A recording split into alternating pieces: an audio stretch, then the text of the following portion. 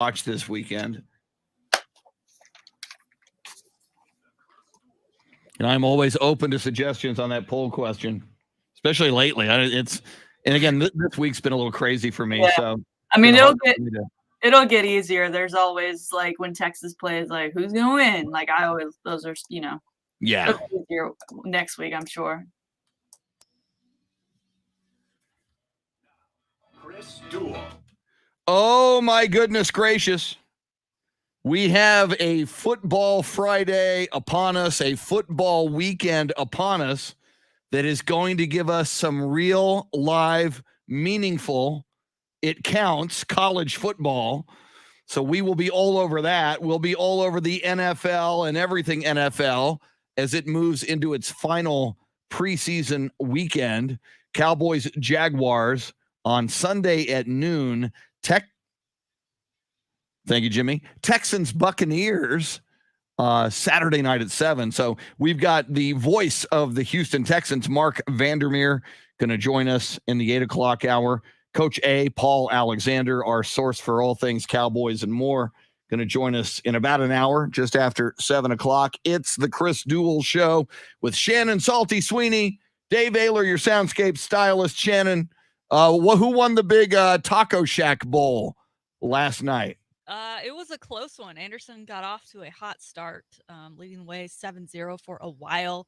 But McCallum came back. They ended up winning 14-13. It was a touchdown drive to win the game. So overall, an exciting game. It's always a great atmosphere, a great way to kick off the high school football season for both of those schools. And I'm just proud that, it wasn't a blowout, right? Because my school's never been known for athletics. So there have been years where it's embarrassing at times. So proud that they showed out. I think they'll have a good season as they get into conference play, and glad they finally got the taste. And there were people in the stands this year. Nice. So I'm happy for those kids that they're getting to experience high school football in the way it's meant to be experienced. Wow, that's such a huge point. That that whole year 2020, it's a high school experience. It's like going to the prom. It's like having test anxiety for the SAT. You need to go to high school football games. It's part of the whole, it's like throwing spit wads. You got to do it in high school or else you have not lived. So good for them. Now I got to ask you, because you mentioned, Anderson scored early and McCallum came back to win. Were you at all tracking this game in real time, or did you just this morning look it up and find out what happened? I think it was 7-0 when I went to bed because, I still have that bedtime, Chris. Football does not care about when I go to sleep. So I got wait till Thursday night. Thursday night, a week from Thursday, this coming Thursday. Yeah, that'll be different. Cowboys. That'll be a different story. Right. Then I will make some adjustments for that. But no, not for high school football. All right, but you did check the score before you went to bed. You went to bed knowing it was 7-0. Yeah. That's very devoted to your alma mater. Of course. Very, very cool. Well, how do you feel? We've got, and again, they're not great games, but I'll take them. Nebraska at Illinois. That'll be on Fox at high noon tomorrow. 2:30 tomorrow on the 4-letter network. Hawaii at UCLA. Me being a Pac-12 guy and being a USC guy, I have a very healthy hatred for UCLA, so that'll be fun for me. I'll just revel in my hatred watching that game in the Rose Bowl. UConn at Fresno State. UTEP at New Mexico State. It ain't great. It ain't Texas, but it's football. I'll take it. I'll be checking it out tomorrow. It's meaningful football, and that's what counts. So that's where we are. I'm always excited when I drive in on a Friday because it's Friday. The show ends, and the weekend is mine. I can go take a nap and not worry about when I wake up. I can go to the movies. I can go sit by the pool. I can have a couple beers and not really think about having to get up the next morning. So I always love driving in on a Friday. But this morning, as I'm listening to the show before us and them talking about football and that it's finally here and kind of having the debate we had yesterday about, is it week 0 or should it really be week 1? Yeah. I just got giddy. I got, little butterflies in my stomach that we're going to be making picks today. There's going to be football on my TV. Like, I've really been struggling to watch stuff. I haven't been great. I've got plenty of stuff on my 2 playlist on all the different apps, but I just haven't been able to settle in on something and sit down and watch. I'm ready to be able to turn on my TV and there just be a game that I can have on, whether I'm going to sit down and watch it or have it on in the background. I'm just excited that we are finally here. And I think that Nebraska-Illinois game, I think clearly that's the staple of this weekend, but also with all that's going on with Nebraska and being a part of, conference that is part of this new alliance and them dealing with the Scott Frost issue. Are they going to come up and show out, or are they going to fall and hit themselves in the face? There's a lot riding on the line for that Nebraska team. So that storyline alone has me interested, and, I can always find something to a reason to watch football. Yeah. And you have UCLA to hate on. So we're all good this weekend. Definitely. Plus you get the little bonus, UCLA plays in the Rose Bowl. So again, for those of us who are football starved, that is the hallowed ground, the site of the Texas Longhorns national championship victory on that turf. I once caught a touchdown pass in the Rose Bowl. Did you really? We snuck in, but there was like an open gate. We were there like during the week, a friend of mine and I, and back when I lived in Southern California, there was usually a football in the car, and we noticed there was an open. It's like, we are going down on the field and we're throwing the football on the field. So I ran like a 30-yard fly pattern down the sideline, caught it, didn't drop it, scored a touchdown, did a little end zone dance. So technically, there was no other players. There was no other human beings in the building. But technically, I did catch a touchdown pass in the Rose Bowl. Now, I'm going to millennial you here right now. Picks or it didn't happen. Say again? Picks or it didn't happen. There were no, well, see, this was, this was when I lived in Southern California. So this was maybe like 1990. So we didn't have camera phones. So it wasn't like Kodak. Yeah. Well, and we didn't expect it to be open. We were just kind of tooling around. We said, hey, we're in Pasadena.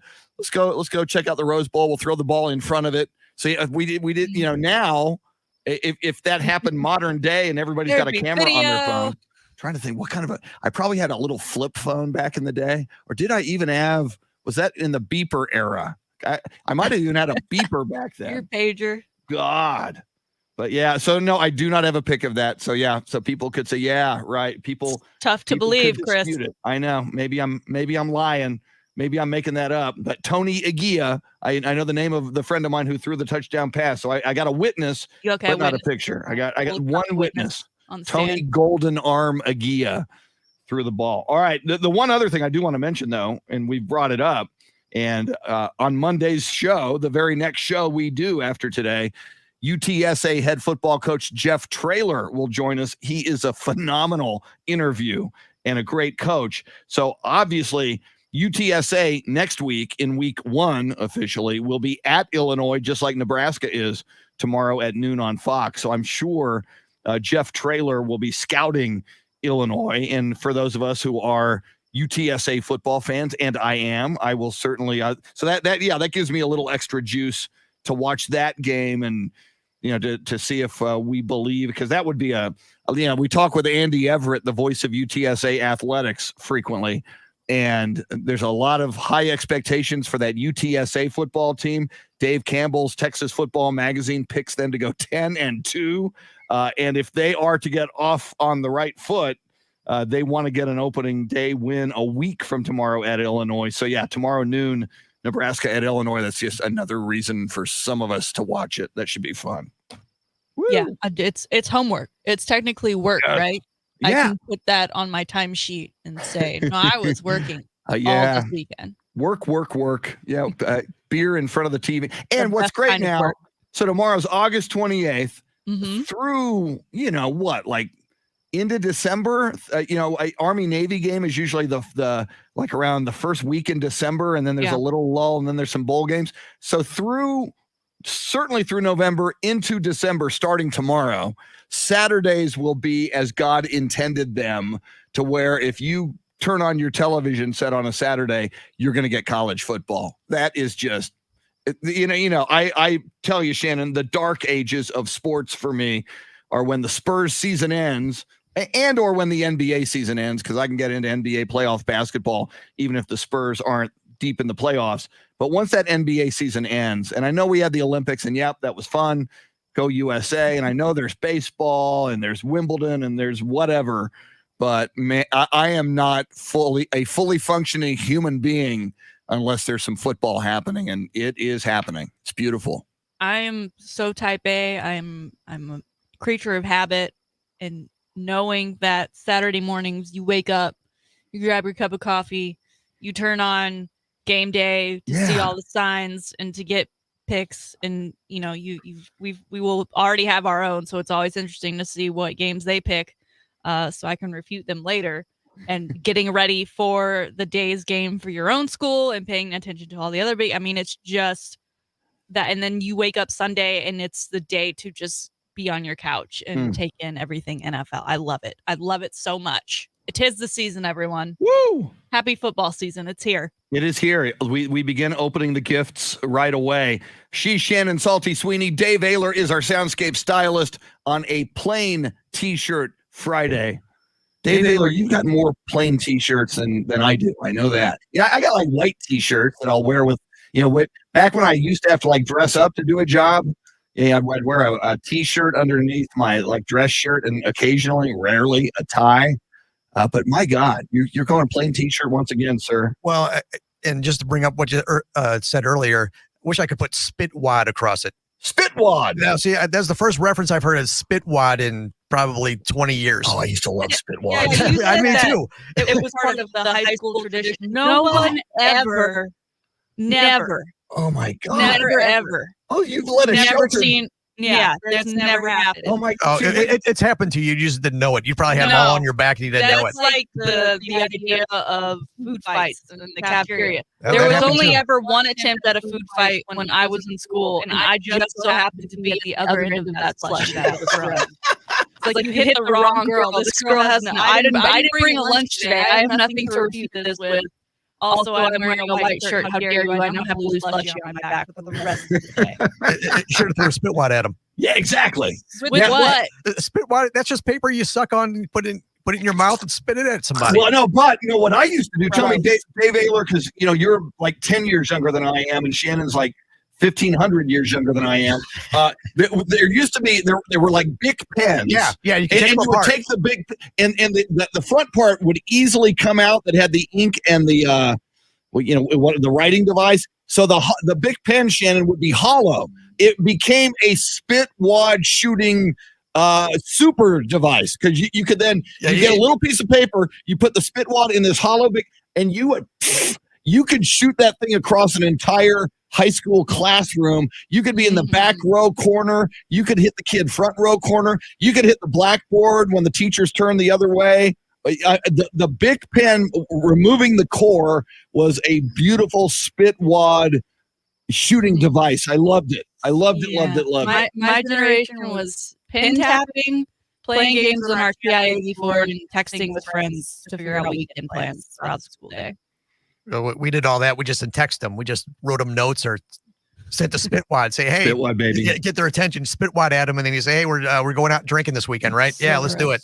And to be fair, I did not spit on my spit. When I shot them out of the big pen, I would get a little piece of paper and tear it off, and then make it into a little projectile, and then shoot. I would not actually put paper in my mouth. Well, then it wasn't a spitwad, because you had to have that spit on it to give it some weight so it gets some velocity going. So technically, then what was I shooting? I was shooting paper projectiles.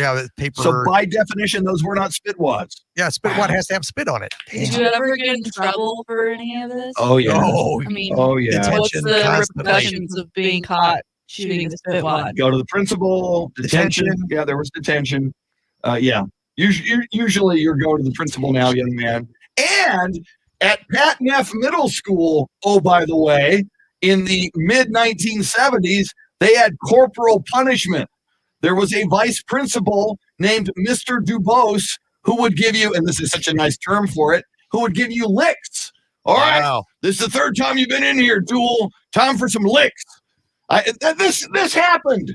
You would bend down, bend over, and this guy. Well, and here's the deal: this was like a big hulking man, and it was like J.E. Dubose was his name on his nameplate. And what he would first do before he would go to the corporal punishment and beat the living tar out of your rear end, his hobby was he would get phone books, San Antonio, Southwestern Bell phone books, and kids would bring them in. And he would tear them. They were like that thick. They were like 3 books thick. He would tear phone books in half with his bare hand. He was like a bear. So this hulking, gigantic man had the authority and power and ability to beat your butt with a paddle. And I mean, he would take like full Pete Rose, Joe Morgan swings at it too. It was not pretty. Not that I'm bitter. Not that I can't let it go. It's really almost hard to even believe this happened. I'm like, are you describing I got witnesses. like Grease? Now, anybody who went to Pat Neff Middle School with me in the early to mid 70s, man, I got witnesses. And Ralph Balderas on Facebook says, "Did you do the rubber band and the paper thing?" Oh God, yes. We did those. Oh God, yes. We used to try to shoot them over the house, and they'd get in the gutters, and then when the rain would come, it'd clog up all the gutters, and we'd get yelled at. Now, finally, though, Nate, you mentioned the weekends in high school, Shannon. Did you either, and we did both, and we preferred one over the other, did you either toilet paper the houses of other kids, or did you go DEFCON 4 and egg houses? Did you throw eggs at houses? I didn't do either of that. Most of our weekends was my group of friends coming over to, we kept it pretty clean. We played a lot of, the Xbox had the video camera thing, so we would do the dance games and do stuff like that, and swim and go play mini golf. You knew how to party down. We were not the partying crew. Wow. that was people knew not to invite us because we were the good kids. That doesn't mean we didn't have a good time. We weren't fun. By just falling asleep and we were more concerned with what we did not want to get to. We did not want to know what punishment was or felt like. We none of us ever got in trouble ever. So you never got in trouble ever. I never got in trouble in first grade when I said I had to go to the bathroom during recess, and I snuck a rock to bring home in my backpack. Wow. What a rebel. I know. My mom now hangs out with that teacher on like a daily basis. They're tennis partners. Oh my goodness. So I think about that all the time. Your mom is serious about the tennis. We know that. Rock home. All right. Well, that was an interesting trip down memory lane. Coming up, the high five play of the day. An NBA player doing something really, really cool for people who could use his help. We'll tell you what that is coming up just after the top of the hour. He's unbelievably good. Paul Alexander, Coach A, everything football. He's a guy who, like Shannon, like me, and I think like Dave, it's like Christmas. 'Tis the season, as Shannon just said. It's the glorious season of football that is upon us. We'll talk Dallas Cowboys and more with Paul Alexander. Shannon's Salty Shakedown, along with sports history and sports birthdays, just after 7:30. And our big weekend football picks, first time this season. We're going to get those going at you, just after 8 o'clock. And, of course, Mark Vandermeer. We love him, the voice of the Houston Texans, as the undefeated Houston Texans take on the defending Super Bowl champions this weekend at Reliant Stadium. So much coming at you. We are streaming live video on multiple platforms. If you want to join the show that way, interact with a whole bunch of other cool people via Facebook Live, YouTube, and Twitch. She's Shannon Salty Sweeney, Dave Ayler, your soundscape stylist. I'm Chris. Till 9, it's the Chris Duel Show.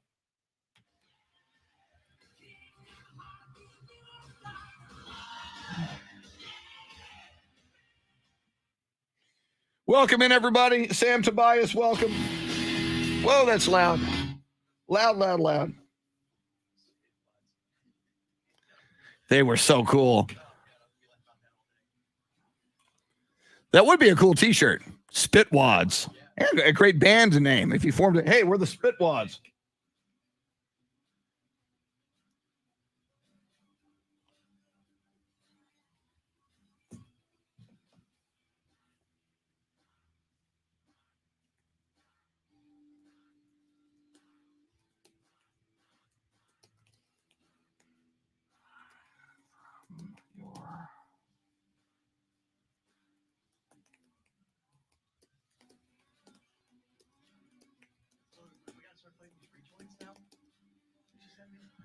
Yeah, we'll talk about it, but yeah.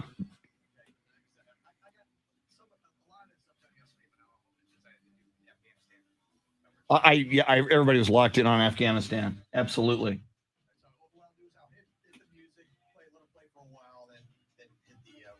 Okay, and we got to, at some point, I'm in the middle of a text. We got to talk about the music bed for the football picks at 8, but we'll talk about it. Are you good on that?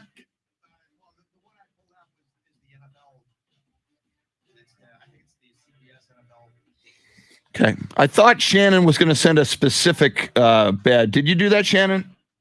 I'm not going to get this text done. Okay.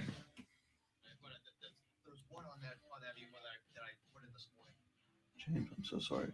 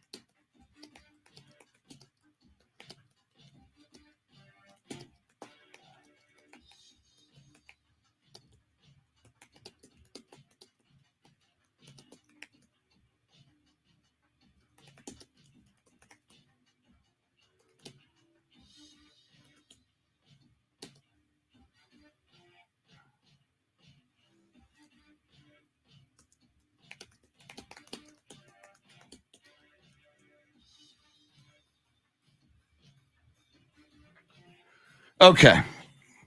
Christopher Silva, Sam Tobias, Jason Paniagua, Ralph Balderas, John Paul Albert, Robert Armstrong.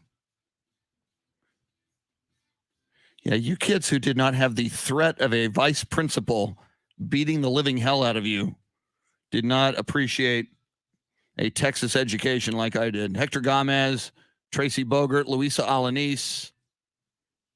Toilet papering rival schools. Absolutely, Christopher. That was so much fun.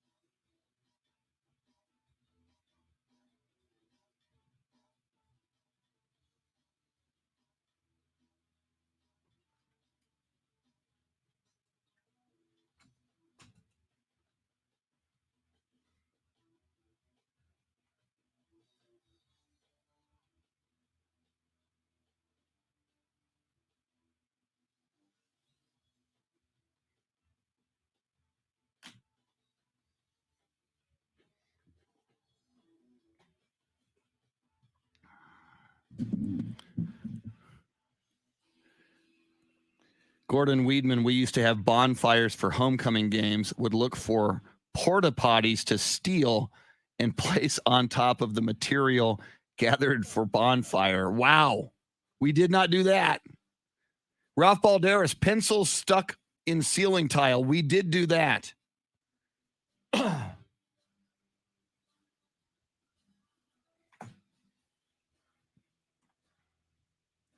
Good to see Facebook working today. Yesterday, and I think it happened early in the show, so I should probably not jinx anything. But anyway, Facebook crapped out on us yesterday for some unknown reason.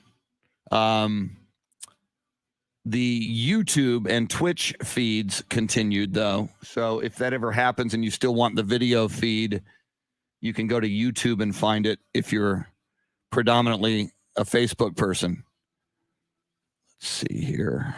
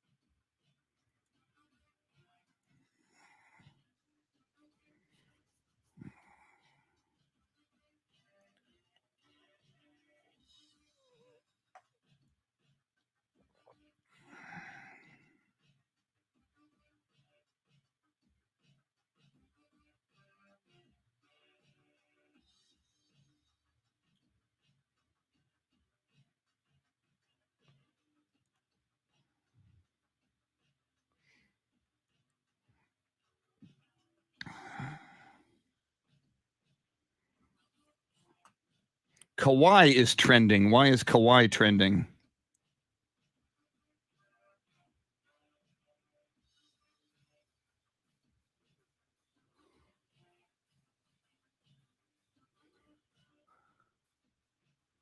I can't tell.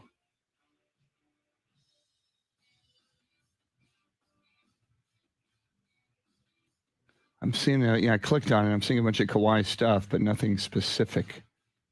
Like all sorts of different comments on Kawhi. That's weird for August 27th. All right.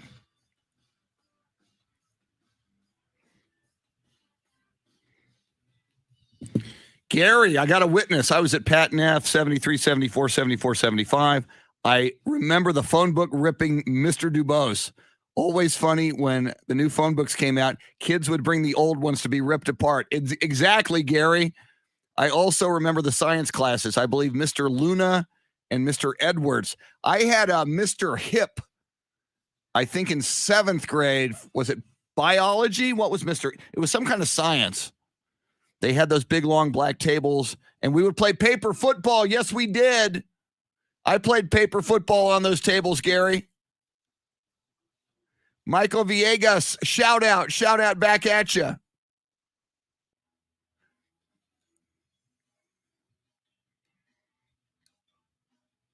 Michael, I'm assuming you want to shout out on the radio, which, of course, I'm all about the shout outs.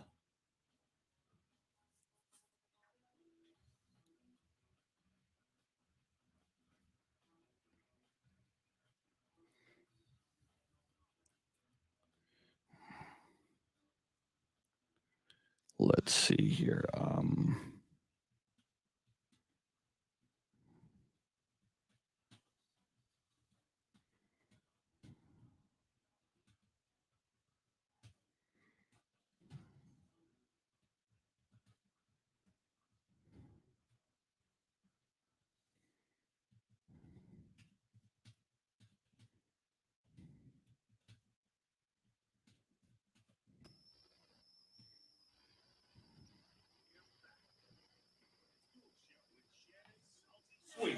Join in by dialing 1-800-707-9760. I like it. Voice guy bringing us back. It is the Chris Duel Show with Shannon Salty Sweeney. Couple of things from the live video feed. First of all, shout out to Michael Villegas. Excuse me, Michael. He just wrote shout out. So I'm assuming you want a shout out. I'm all about the shout outs. Then he wrote much love, Michael. It's all about the love. Let love rule, says Lenny Kravitz. And I also, Shannon and Dave, Gary on the live video feed, he's joining us through Facebook, went to my middle school in San Antonio, Pat Neff Middle School, and he confirms the vice principal ripping phone books apart. And when he brought up something I forgot, he would, when the new phone books came out, that's when the kids would bring the old phone books. And it's like, hey, man, we got an old phone book. Let's have Mr. Dubose rip it in half. And it was a thick phone book.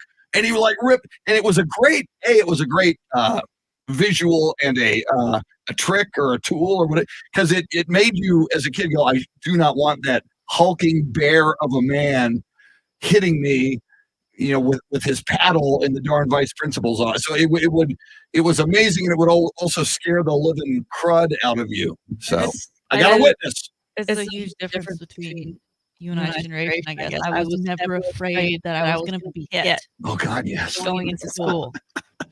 I was. There were threat I faced. You were always, if you were a bad kid, you were always under that threat. Did little Chris Duel ever get a beating? A couple of times. Yeah. First one ever is funny. The first time I was paddled in class, Glen Oaks Elementary School, 5th grade, Mrs. Garcia. So, and I was always like 2nd grade threatened, never happened. 3rd grade threatened, 4th. Finally, 5th grade, they started, and they would like drag you out into the hall. They would drag you out into the hall, and they would whack you behind with a paddle in the hall. Then it's the walk of shame back into the classroom, and all the kids are just giggling at you because you just got it. So we never got any beatings, but we had in junior high had a principal, Dr. Folks. he would get in your face and just like scream at you like a baseball umpire. Wow. And if he had like threw a pencil across the room, what are you doing?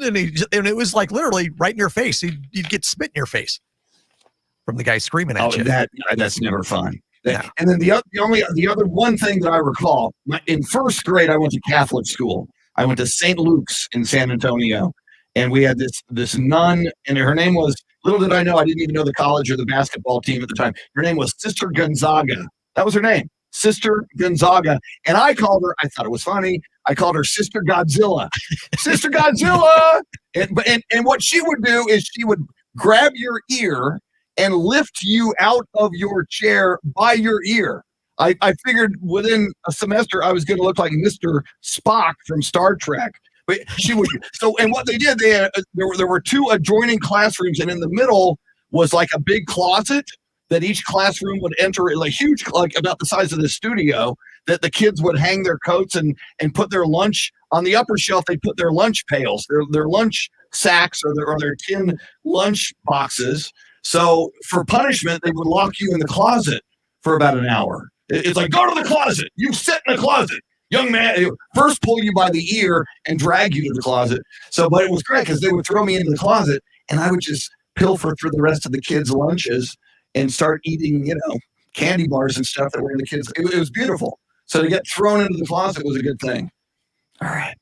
None of this sounds real to me. It's all real. Gotta love Sister Godzilla. I got witnesses. I'm sure somebody else had Sister Godzilla back in St. Luke's. I got Gary on Facebook Live as a witness from Patton F. Middle School, and Mr. Dubose tearing phone books and whacking. I don't know that they paddled girls at Patton F. I don't recall that, but the guys got it if you were out of line. All right. Let's go from whacking kids with corporal punishment to the high five play of the day, a nicer topic. We do this every morning at this time because it's the right thing to do. Hand out those high fives, and we're about to hand one out. The high five play of the day is sponsored appropriately by High Five, 2 locations in the Austin area. We dream of someday having one in San Antonio. There's some rumblings that could happen someday. High Five's got everything you're looking for. Big screen TVs. You can watch a ton of college football tomorrow at High Five if you choose. Great food, great drinks, drink specials, or food specials and drink specials. All kinds of games, bowling, axe throwing, laser tag, and a whole lot more. High Five. Check it out. The 2 locations in Austin. Shannon, Salty, Sweeney, who might be receiving a high five on this Friday morning? Sir, the Currys have been in the news a lot this week for reasons they'd probably prefer not to be in the news. But Steph Curry changed the narrative with the announcement he made on Instagram yesterday. I'll let him tell you himself. One thing about me is I never forget where I came from. Davidson College is where it all started for me. And it no doubt prepared me for leadership and service. And I'm forever grateful for the unwavering support from the entire Davidson community. The reason I am who I am today is also because of strong, powerful women that have poured into my life all these years. Now, as a father of 2 girls, I want them to grow up without any boundaries on their futures. And going back in history, Title IX was introduced in 1972 to ensure that women have equal opportunities to their male counterparts. But we still have a long way to go towards true equity. Reports have shown that Division I athletic departments are spending twice as much on their men's programs than on their women's programs. And that's why Aisha and I have made a gift in support of women's sports at Davidson College. And I'm excited to announce that we will endow the Curry Family Women's Athletic Scholarship to help elevate Davidson's 10 women's programs. So join us as we aspire to create a path to more equitable scholarship funding across Davidson athletics. By granting access to additional resources and creating more opportunities for women, we hope to uplift, empower, and foster an unbiased society that leads to a better world. Let's work together to close the opportunity gap. And as always, it's a great day to be a Wildcat. Let's go, Cats. Steph! You may not like the guy on the court for his shimmy and shake and the daggers from 3, but you have to admit that he's a guy you can root for. He's a guy that if your kid wants to don his jersey, you'd be okay with going out and buying him or her a Steph Curry jersey. Not my kid. He is No, not in San Antonio. No, I give. There's a local comedian named Cleto Rodriguez whose son wears a Steph Curry jersey, and I have chastised him on the radio. Well, that's lovingly many times. But Steph Curry is an exceptional human being and a girl dad, which is also why he felt so passionate about uplifting women's sports from the college that he himself played at and came from. Right now, Davidson only has an equivalent of 26 female scholarships available for female athletes. Just for some reference, the NCAA has a maximum of 105 scholarships. So they're at 26, and 13 of those are going to basketball, which is great. I mean, that's pretty much the whole team. But there's, as he said, there's 10 women's athletic programs at Davidson. So it's great that they've set up this fund. They are donating an undisclosed amount. I'm sure it's quite a lot of money, and they are now asking for others to do the same to uplift those programs and help them out, help out those differences. I think after what a lot of people saw from the NCAA tournaments, the differences between the men's and women's setup, particularly during everything COVID, was so eye-opening to so many who didn't realize it before. I mean, it finally came with some visual evidence of the differences. And so Steph Curry highlighting that and going from where he came from and starting there, I think it's fantastic. So a high five to the Curry family. Yes, and I've been critical of Steph Curry over the years, and for the reason you cite, I think I like the shimmy, the little shimmy, the little hot dog. He once did something that I thought was so disgusting in the NBA Finals. I won't even say what it is on the court in Cleveland. So I think he can act like a punk on the court sometimes. But that aside, and the chewing on the mouthpiece, which so many other NBA players are able to play the game of basketball without chewing on the mouthpiece. Other than that, no, that's it's huge what he did, and it's not just by him doing this. He is not only helping and empowering the female athletes and those programs at Davidson College, but he is shining a light on what women, the equity that they need and deserve across other colleges and all colleges across America. So it's a big deal. He's giving back. Use your platform for good. That's a big deal. So Steph Curry, and he mentioned his wife Aisha. Good for them. This is a big deal. Yeah. I mean, he just got like another $200 million. So he's got some spare change to throw around. So it's awesome that's where he decided to put some of that money. Very cool. Steph Curry getting the high five. We have a poll question this morning, Shannon, and it's been on my mind, and you mentioned listening to the show before us. I was listening as well. It was Jonas Knox and I believe LeVar Arrington talking about the Dallas Cowboys and talking about, and they played a soundbite from Dallas Cowboys offensive coordinator Kellen Moore, and he was asked about Dak Prescott's status. And he seemed like he was searching for words and a little nervous and trying to maybe conceal something. So that leads us, Shannon, it leads me to some more concern, but it leads us to our poll question this morning. What might that be? Yeah, simple yes or no poll question today asking, is Dak Prescott's injury situation worse than the Cowboys are letting on right now? 57% are saying no and 43% are saying yes. So pretty close to an even split. I say no. I think some of the, I guess, you mentioned the lack of confidence in the answers. I think a lot of that has to do with the just not knowing, because he is coming back from a huge injury and then he has this shoulder issue. And so they're not seeing him in live preseason action this year. So it's going to be what it's going to be when he takes the field against the Bucks. But I don't feel like they would be lying, and then they're on Hard Knocks. It'd be harder to cover up anything, I think, at that point, because they do get a say in what makes it on TV, but they don't get the complete say, right? They can't just completely take out a storyline, and I True, don't think but while you say harder to cover up, I would agree harder to cover up, but I'd say not impossible to cover up. If there's an arm thing, or a shoulder thing. I mean, clear, we saw him this past week playing cards on Hard Knocks. I think you could still cover it up. I'm just part of what these guys said, Jonas Knox and LeVar Arrington before us. on the national show was, and it's true, and I remember this, beginning of training camp, Mike McCarthy and Kellen Moore said, and I'm pretty sure I heard Dak Prescott say it as well, that he was going to get preseason reps, that you got to knock the rest off. And so going into preseason, that he was going to get into some games for a few plays and play football. You heard it from Mike McCarthy. You heard it from offensive coordinator Kellen Moore, and then you heard it from Dak. And here we are. Now it's not going to happen. So something made all three of those guys change their position. So I, while we don't know, and they're not saying that there's something more going on, and they're actually saying he's good to go, it just makes you wonder, things that make you go, Now, did they play anything from Kellen Moore? Because he said yesterday that Dak is no longer on a pitch count and they're just playing football at this point. They did play. They did play that, and they said we don't believe it. And the point they made was, if he's not on a pitch count, if he's good to go, why isn't he playing? Why isn't he playing this weekend? Why isn't he playing in the preseason at all?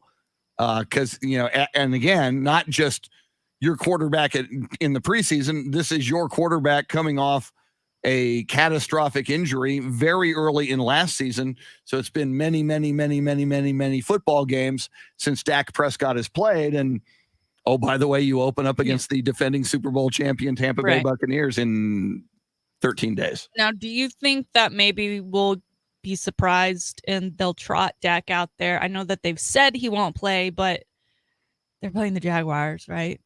That's not much of a threat to Dak. I feel like if you put him out there for a series or two, just to give him that, get that out of the way of him being under center and being in front of the light crowd and wearing that, doing all of that and making it feel as real as possible without it being the real deal as far as wins and losses mattering. It would seem if he's good to go, it would seem to me, Shannon, if he could go, and they were confident he could go, and that is Sunday, that's in their house, that's at AT&T Stadium, to bring him out there for like 2 possessions and to say, hey, this guy's not getting sacked. We're not throwing any balls other than a 3-step drop and throw it away. Right. Throw it away if there's nothing there. Yeah. Just throw the ball, throw it away. Yeah. We don't want anybody touching him, but we do want him getting into a game situation, throw the ball if he can, hand the ball off, get out there on the field, get in the huddle. It would seem to make sense to me if he could do it. I mean, it's going to be an interesting weekend because I think Tom Brady's supposed to play again when they're playing against the Texans. And you have Arizona saying Kyler's done. I think he was 1 for 4 this preseason and rushed for maybe 3 whole yards. Like, he really didn't do anything, but they got him out there to get him out there. And I don't know. I'm feeling like we could maybe see Dak for just a hot minute. Coming up, we'll pose the question to Paul Alexander. Is Dak Prescott all good? Is he good to go? That and more coming up. Don't go anywhere. You're listening to the Chris Duel Show.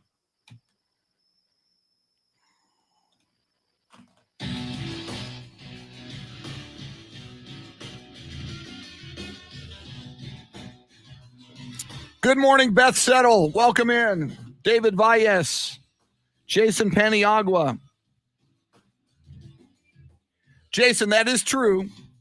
They normally don't play the final preseason game, but usually, as you know, the game before the last preseason game, that's usually the game that your starters usually play the first half to just kick the rust off and be real for a while. So that's kind of interesting, if you ask me.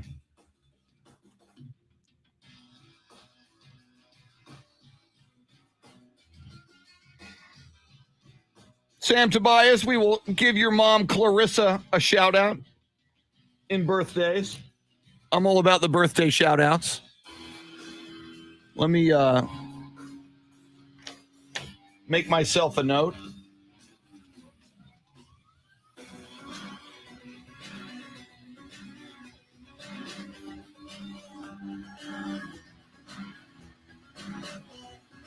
Yeah, somebody tweeted to me, Gordon, that this is the day we lost Stevie Ray Vaughan. That's a good point. Steve Duraco, The Rock, welcome in. So Clarissa tomorrow.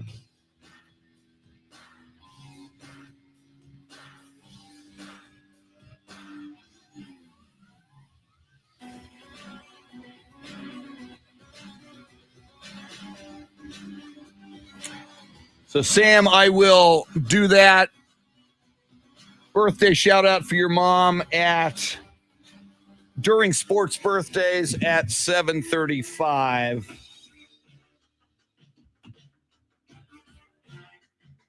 Welcome in, everybody on Facebook.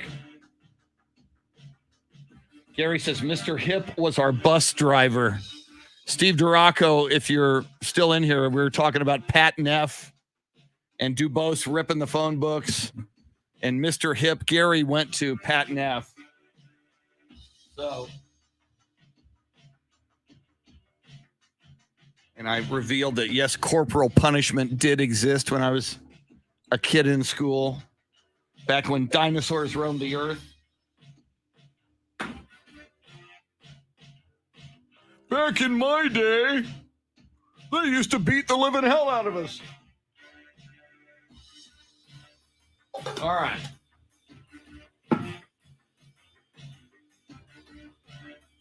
Paul Alexander coming up.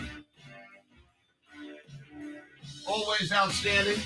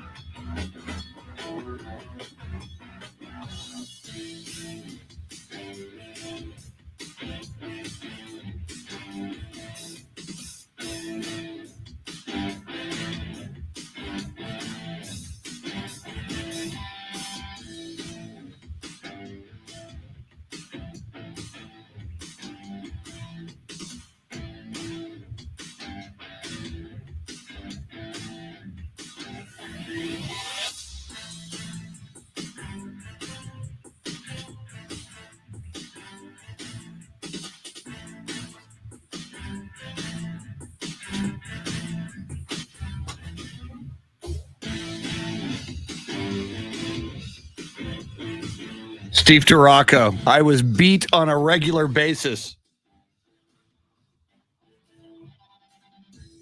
There was that threat. In fact, I remember this. Steve, I don't think you, in 6th grade at Glen Oaks, my teacher, her name was Mrs. Mahan, and she had a name for her paddle. The paddle's name was Henry. So if you got out of line, she was going to hit you with Henry, her paddle. And I remember her paddle had 2 holes about the size of bigger than a Coke bottle cap, 2 holes in the paddle. And at the time, I didn't fully understand aerodynamics. And she explained to us the holes were there for better wind resistance to avoid wind so that she could swing the paddle harder and faster as she beat your butt. Good old Mrs. Mahan, 6th grade, Glen Oaks Elementary School, Newcomb Drive in San Antonio. Not that I'm traumatized. Not that I can't let it go. Let's see here.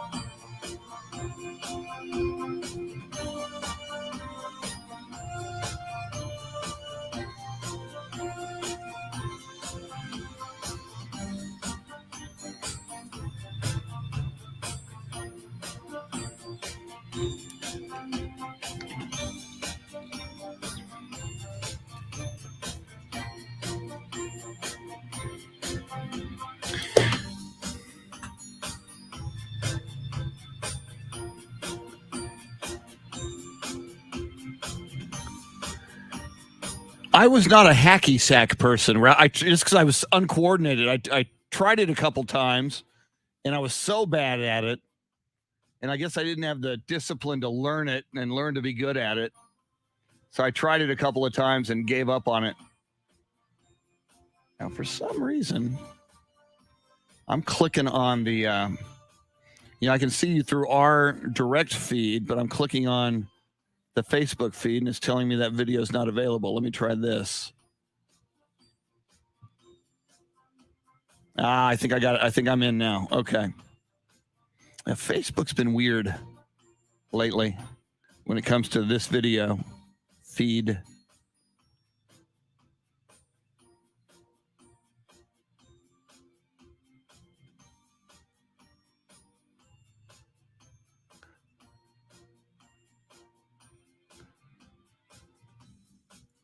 Keep getting calls, voicemail. Okay, keep trying. I'll try to text him. Try again a minute into the segment, and then try again 5 minutes in. Okay. Yeah, I'll keep trying. Okay. I'll text him too.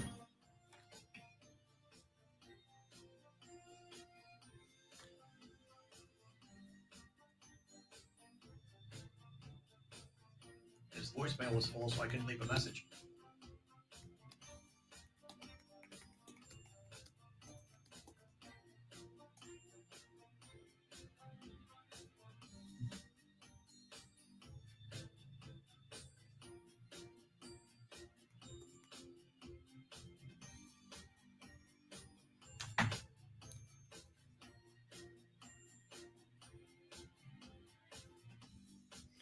Yeah, I'm going to text him to call the hotline, so keep an eye on the hotline too.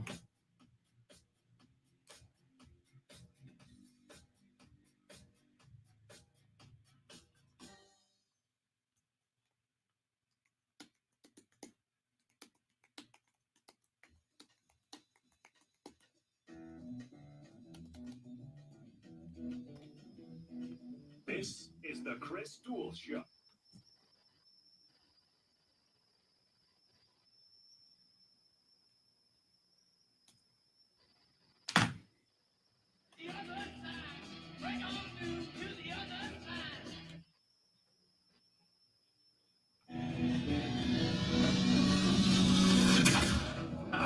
Chris Duel.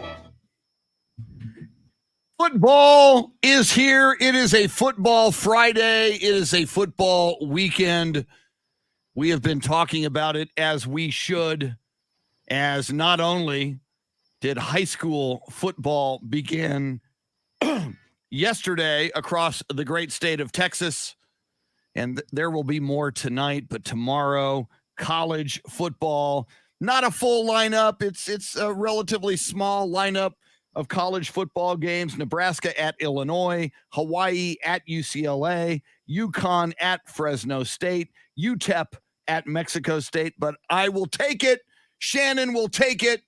And I got a feeling our next guest, because he loves football like we love football, and if it's possible, I don't even know if this is possible, he might even love football more. This guy is a football historian, a football analyst, a football guru and devotee, and one of our favorite guys to talk with ever, from the website radicallyrational.com.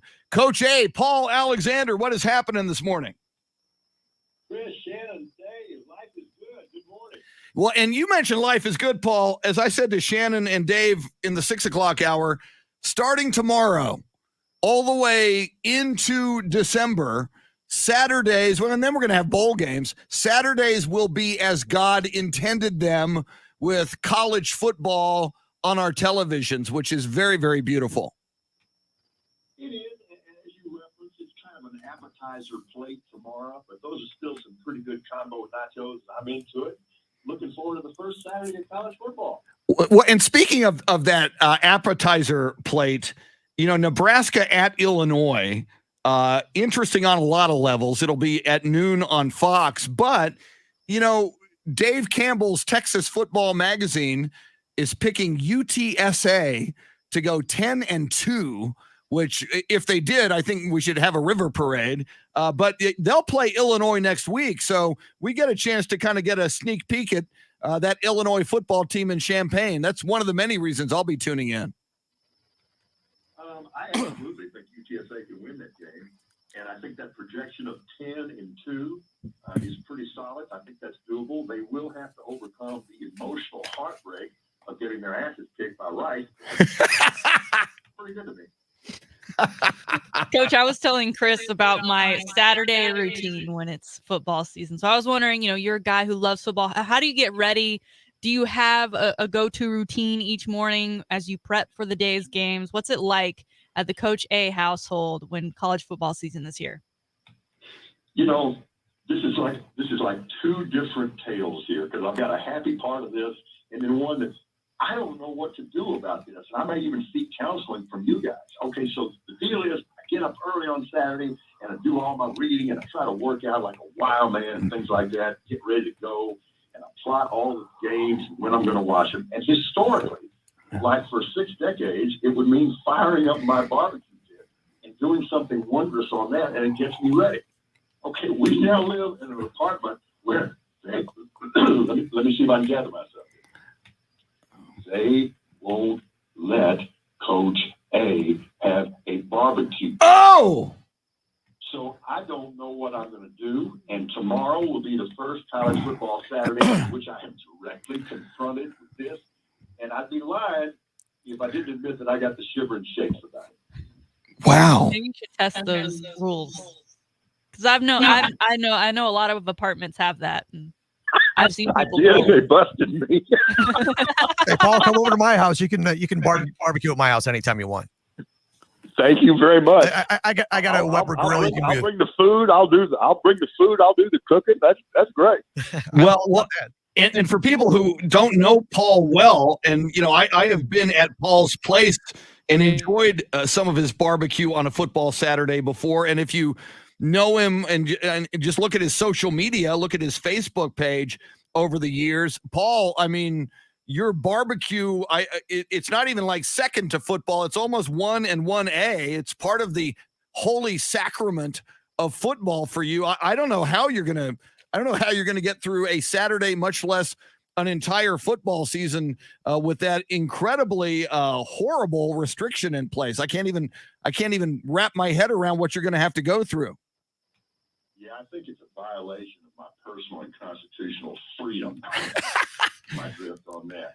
But yeah, I don't know what to do. I just hope that somebody will come up and hold me for the next 3 months, because not being able to barbecue on a Saturday and a Sunday, I mean, I'm totally disoriented. You know, I'm from Lockhart, Texas, the barbecue capital of the world, and this is just a strange new land for me. We've got to get you a George Foreman there, Paul. I hear those. Okay. There you go. You got to do something. You mention your rights here when we're discussing the barbecue. So let's jump over to the NFL and Mr. Cole Beasley, who's once again tweeting his "I'm not tweeting till the end of the season." Didn't even last a month. He's still tweeting about himself as he is sitting at home. I guess he has nothing else to do because he was sent home after COVID contact tracing. He has yet to test positive, but he was around a trainer who tested positive. Apparently, he was not wearing his mask appropriately, as he and 24 other players have been given a $14,000 fine by the NFL, along with 120 players being written up as a warning. Your thoughts on that? And do you think now that we have this FDA approval of the Pfizer vaccine that the NFL is getting closer to just saying everyone needs to be vaccinated or you're not going to be part of this league? Yeah, from a legal standpoint, that gives them a lot more solid foundation to do that. And again, Shannon, it's like we're like one mind, because in my sports blog this morning at radicallyrational.com, the very first thing I wrote was that I'm not sure there's any team in the AFC this year, including the Kansas City Chiefs, that can beat the Buffalo Bills. But COVID-related internal dissent can and probably will. Yeah, and it is said that of all the NFL teams, the Bills are kind of at the bottom as far as a percentage of players vaccinated. I heard the Cowboys were at 93% vaccinated early in the week, and the Bills are somewhere around 80%, which is a huge disparity. I know we're on football, Paul, but I'm getting a question for you from the live video feed. Christopher Silva says, ask Paul, does he prefer Black's or Smitty's barbecue in Lockhart, Texas? Uh-oh. Are you a Black's man or a Smitty's man? Tread lightly. You know, there are a lot of people from Lockhart that would just give you some kind of generic answer. They are all great. I will tell you, in both cases, it kind of depends on what day you catch them. Now, Black's Barbecue, the founder, Edgar Black, was my Little League baseball coach. Wow. Played football with two of his sons, Kent and Terry Black, and they're very good friends. And Black's Barbecue is wonderful, and you can see pictures of our old teams on the walls there and things like that, and that's great. Smitty was my Babe Ruth League baseball coach. Unbelievable. He was a star college pitcher at Texas Tech.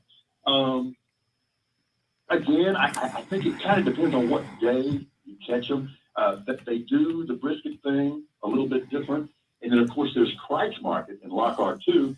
And they don't have brisket. They have shoulder clod, which is really a different deal. And the one thing you don't ever want to do, if you say the word sauce in Kreitz Market, you ain't getting out alive. Well, and I want to go back for 1 second. You said at Black's, on the wall, there are team photos of the Lockhart Lions. So if we search those photos, can we find young wide receiver Paul Alexander in those photos? The last time I was there, that team picture was still there. So unless I've done something between then and now to piss them off, I assume it's still there. And what number were you on that Lockhart Lions football team? 84. Nice. It's my identity. It's part of my email address. I hope I didn't just compromise my own personal security there. No, 84 is my soul. That is great. That is outstanding. Coach A, Paul Alexander, just love, especially on a weekend that we celebrate the return of college football, talking football with Paul Alexander. Paul, jumping back to the NFL. In fact, it's our poll question today. Some people are saying something's going on with Dak Prescott. Maybe the Cowboys are not being totally forthcoming here. At the beginning of training camp, Mike McCarthy said, and offensive coordinator Kellen Moore said, and Dak Prescott said, he would play a little in the preseason just to get out there, knock off some rust. And, because, I mean, normally, next to the last preseason game, your starters get out there a little bit. Obviously, that has not happened. It has been now announced that he will not play in this final game against the Jacksonville Jaguars at noon on Sunday. Are you at all concerned there may be more to Dak Prescott's health and maybe more issues there than he and the Cowboys are letting on? I am. My concern would be that this would be some kind of mid-range, simmering, chronic condition that goes on all year long. And I do believe them when they say that the MRI reveals there's no structural damage. I'm not that cynical. I'm not that much of a conspiracy theory guy. But I do think it's one of those things that could bug him all year long and could limit his throwing in practice. And, when he didn't play last week against the Texans, that was pretty much it, because even I fear that he will be rusty to start the season against the Bucs. But even I do not want him playing in a final preseason game. I mean, nobody wants that. That's just too much risk and too little reward. So as they say, as lame as this phrase is, it kind of is what it is. I hope that he can go into the season relatively fresh. He's going to be rusty. There's just no two ways about it. There's no way to avoid it. I mean, if you have not seen live action in that amount of time, it's going to show for a while. So my concern would be not that, all of a sudden he has to have surgery in the middle of the season or anything like that, but just stuff that it would be bugging him all year long. So, Coach, with this being the final preseason week of the NFL, is there anything that you're hoping to get out of this as far as what the Cowboys look like, or is this simply get in, get out, injury-free, and, maybe a bubble player makes the roster, but who really cares at this point? Yeah, Shannon, I really the latter for sure. I was talking last week, and we were talking last week, that I really did think it was important for a lot of psychological reasons that the Cowboys get a preseason win, but that doesn't apply to this final game because there's just nothing normal about that.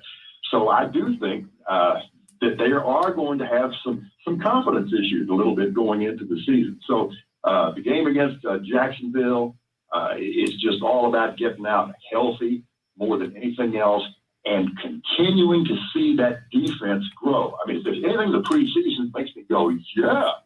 I mean, it's been a precipitous improvement, just in terms of knowing where to line up and their aggressiveness, and they're playing much faster. So if you buy the idea, and I probably do, that if the offense stays healthy, they're going to score a lot of points. Dallas ought to be in much better shape this year because that defense could go from historically awful to pretty good. Wow, how amazing would that be? Earlier in the year, Shannon and I were just saying, can we please just go from historically awful to mediocre or average? And you're maybe elevating them to pretty good, which would be just a phenomenal turnaround for that defense under Dan Quinn in just one season. Want to ask you as well, Paul, you're talking about defense, and we saw Trevor Lawrence, the Jaguars quarterback, rookie quarterback sensation, number 1 overall draft pick, really take a beating because that offensive line is just not that good right now in Jacksonville. I think they've got a couple of starters that are currently out. A new head coach, Urban Meyer, this week named Trevor Lawrence the starter for opening day of the regular season, especially with a bad offensive line. Wouldn't it have maybe made more sense to go Gardner Minshew for a few weeks? Because I would think every week that Trevor Lawrence gets to know the playbook a little better, gets to get his timing with his receivers a little better, that maybe this fast NFL game that everyone says is so much faster than college when you're a rookie, maybe it would begin to slow down a little for him? Or do you agree, throw him in the fire and that's the only way he's going to grow? That's a really interesting question. It's something I was thinking about yesterday. And here's what I think. I think Trevor Lawrence is not just their most talented quarterback. He is their best quarterback right now. And I mean no offense to the greatness that is Gardner Minshew. Lawrence is their best quarterback. So it's not just a matter of potential like maybe if you're talking about Trey Lance or something like that. He's their best quarterback. And the other thing is, one of the things that makes Trevor Lawrence unique, people don't realize what a really good athlete he is. You know, he's what, 6'5" or something like that? And, you know, and he looks like this stretched out racehorse. But he's actually very twitchy. And in terms of being able to protect himself and preserve his health, he's in a hell of a lot better position than Gardner Minshew is. I think I'd just do it. While we're talking Jags, I want to talk about Urban Meyer, because word came out yesterday that players aren't really happy about him kind of bringing what he used to do in college to the NFL. He's gotten everything he wants as far as the setup at training facilities. He's got a huge coaching staff. They mentioned he's got a coach that stretches guys for each individual group, and then they're using bullhorns to call out players and yell at players, and that it's not really translating to the NFL game, where these are paid grown men who are there to do work and understand they're there to do work, and that's not the kind of motivation they need. From what you've seen in preseason, and you know, obviously it's preseason, they're going to be doing things a little bit differently come the regular season. What are your thoughts on head coach in the NFL, Urban Meyer? Kind of reminds me of Jimmy Johnson a little bit. And that was rough for a while, and then it wasn't. And my best psychological advice for Jaguar players is get used to it and embrace the suck, because he's not going to change. You're going to have to. And, you know, if we know anything about Urban Meyer, it's that he's totally autocratic. And I don't mean that necessarily in a derogatory way, but he not only wants to win, he demands that he win his way. And one of the things I must admit I did like, I thought this was really interesting, and it kind of impacted the whole Tim Tebow thing. When Urban Meyer said that he actually charts what he calls wins and losses in practice among individual players. And I actually thought that his reason for saying this was pretty interesting. He says, look, people's lives, livelihoods, and careers, families, you know, are in the balance here. So when I'm going to make decisions on who we're keeping and who we're turning loose, I want it to be based on something. And if I can quantify that from an informational standpoint, that's what I'm going to do. I actually thought that was kind of cool. And frankly, that impacted their decision to release Tim Tebow. If you look at individual wins and losses in practice, he lost more than he won at that position. So again, I understand there's a lot of griping there. There was an awful lot of griping in 1957 when Vince Lombardi came to the Packers. Get used to it. Wow. And as you said, embrace the suck, which I think would be a great t-shirt, Paul. You could sell it at radicallyrational.com. I would buy an Embrace the Suck t-shirt and wear it proudly on this radio show. Got to ask you, Paul, do you have HBO? Are you watching Hard Knocks, Dallas Cowboys edition? Coming totally clean. All I've seen is a few excerpts. Okay, because I mean, there was a Shannon and I were just marveling. There was a drone shot that started episode 3 that dropped, I guess, Wednesday night. I will try to find it for you on social media. It's like a 3.5 minute drone shot that starts over the Star Complex in Frisco, comes down to ground level, goes through a blue Ford pickup truck, past a football field where there's a yoga class, into the facility, all around the facility. It's one of the most amazing drone shots I have seen in any motion picture or television program ever. And it's just, and you being a guy who's done a lot of television, it's worth the price of admission. I'm going to have to get you a copy of the video of that drone shot, Paul. You're going to love it. Man, with that recommendation, I can't wait to see it. That'd be great. It is very, very cool. Coach A, Paul Alexander, we mentioned your website, and as you mentioned, there's a sports blog up there this morning. You don't just talk sports at your website, radicallyrational.com. You get into culture, you get into life, politics, philosophy. For somebody that's new to radicallyrational.com, what are they going to find there? Well, I hope that, first of all, you did a wonderful job of describing that, and I hope people find that appealing and entertaining. But the basic premise is that we're a society that has gotten away from demonstrable facts, and we've done so to our societal and personal detriment. And it's really time that we became retethered to actual facts and actual sanity. Now, this is not some dry NPR thing with people wearing bow ties, sports jackets with leather elbow patches and stuff like that. We try to make this very entertaining. But the basic premise is we're bringing facts back into fashion, and we're making simple sanity sexy again.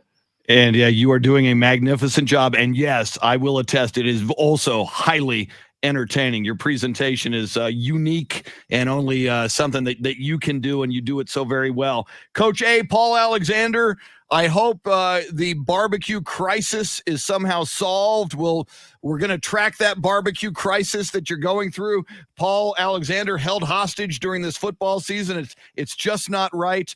We'll try to maybe come up with a solution for you, maybe by next week if we can. But as always, insightful, entertaining, and just great fun, Paul. Thanks for joining us this morning. Have yourself a great football weekend.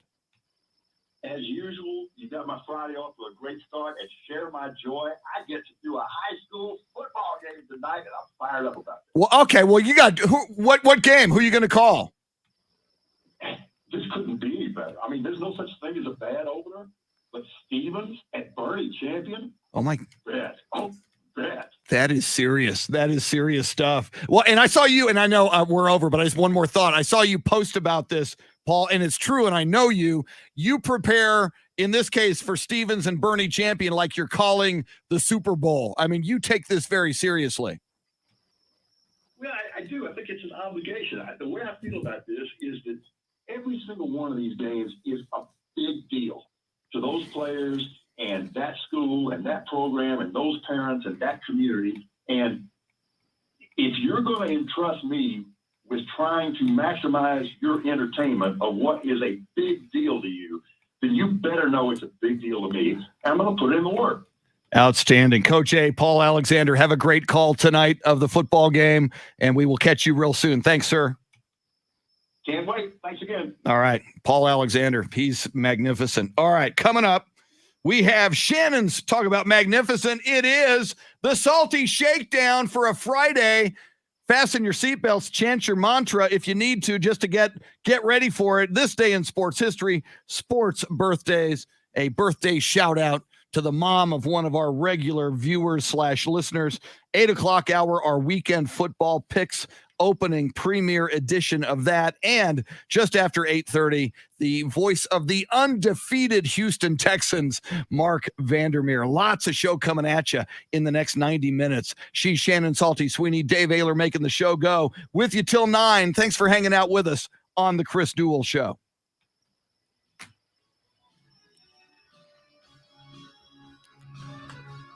All right. What am I looking for? I am looking for this.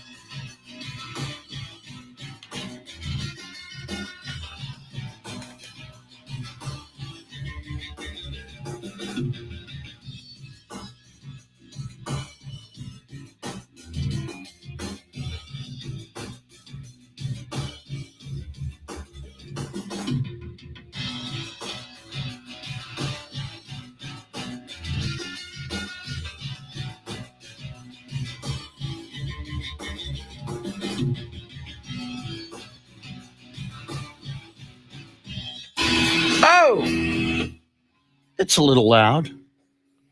That gets just a little bit loud.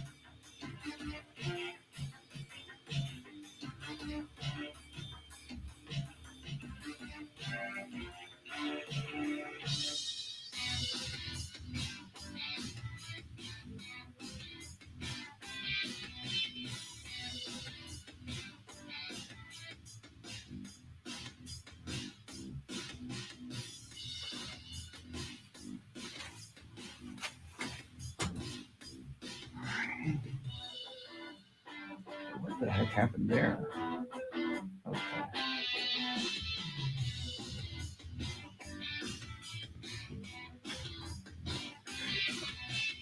All right.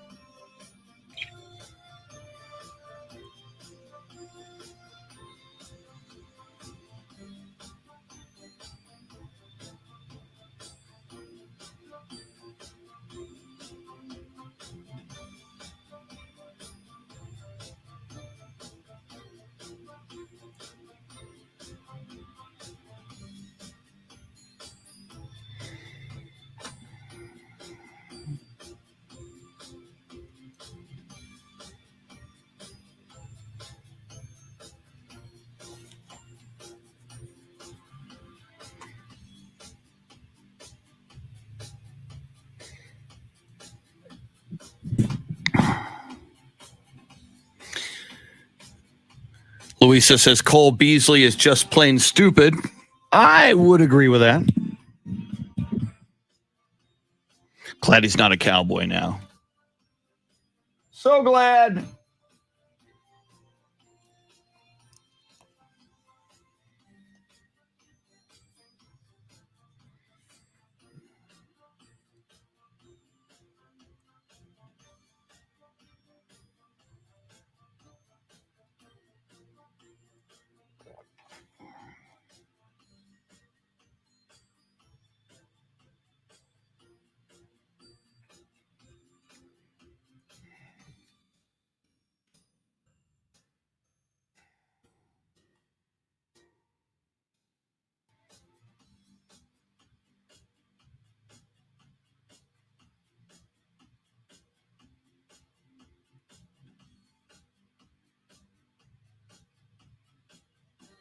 Here we come.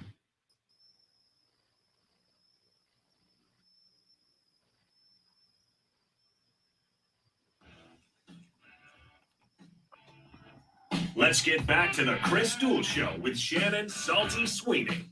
Find Chris and Salty on Twitter at Chris Duel and at Shannon B. Sweeney.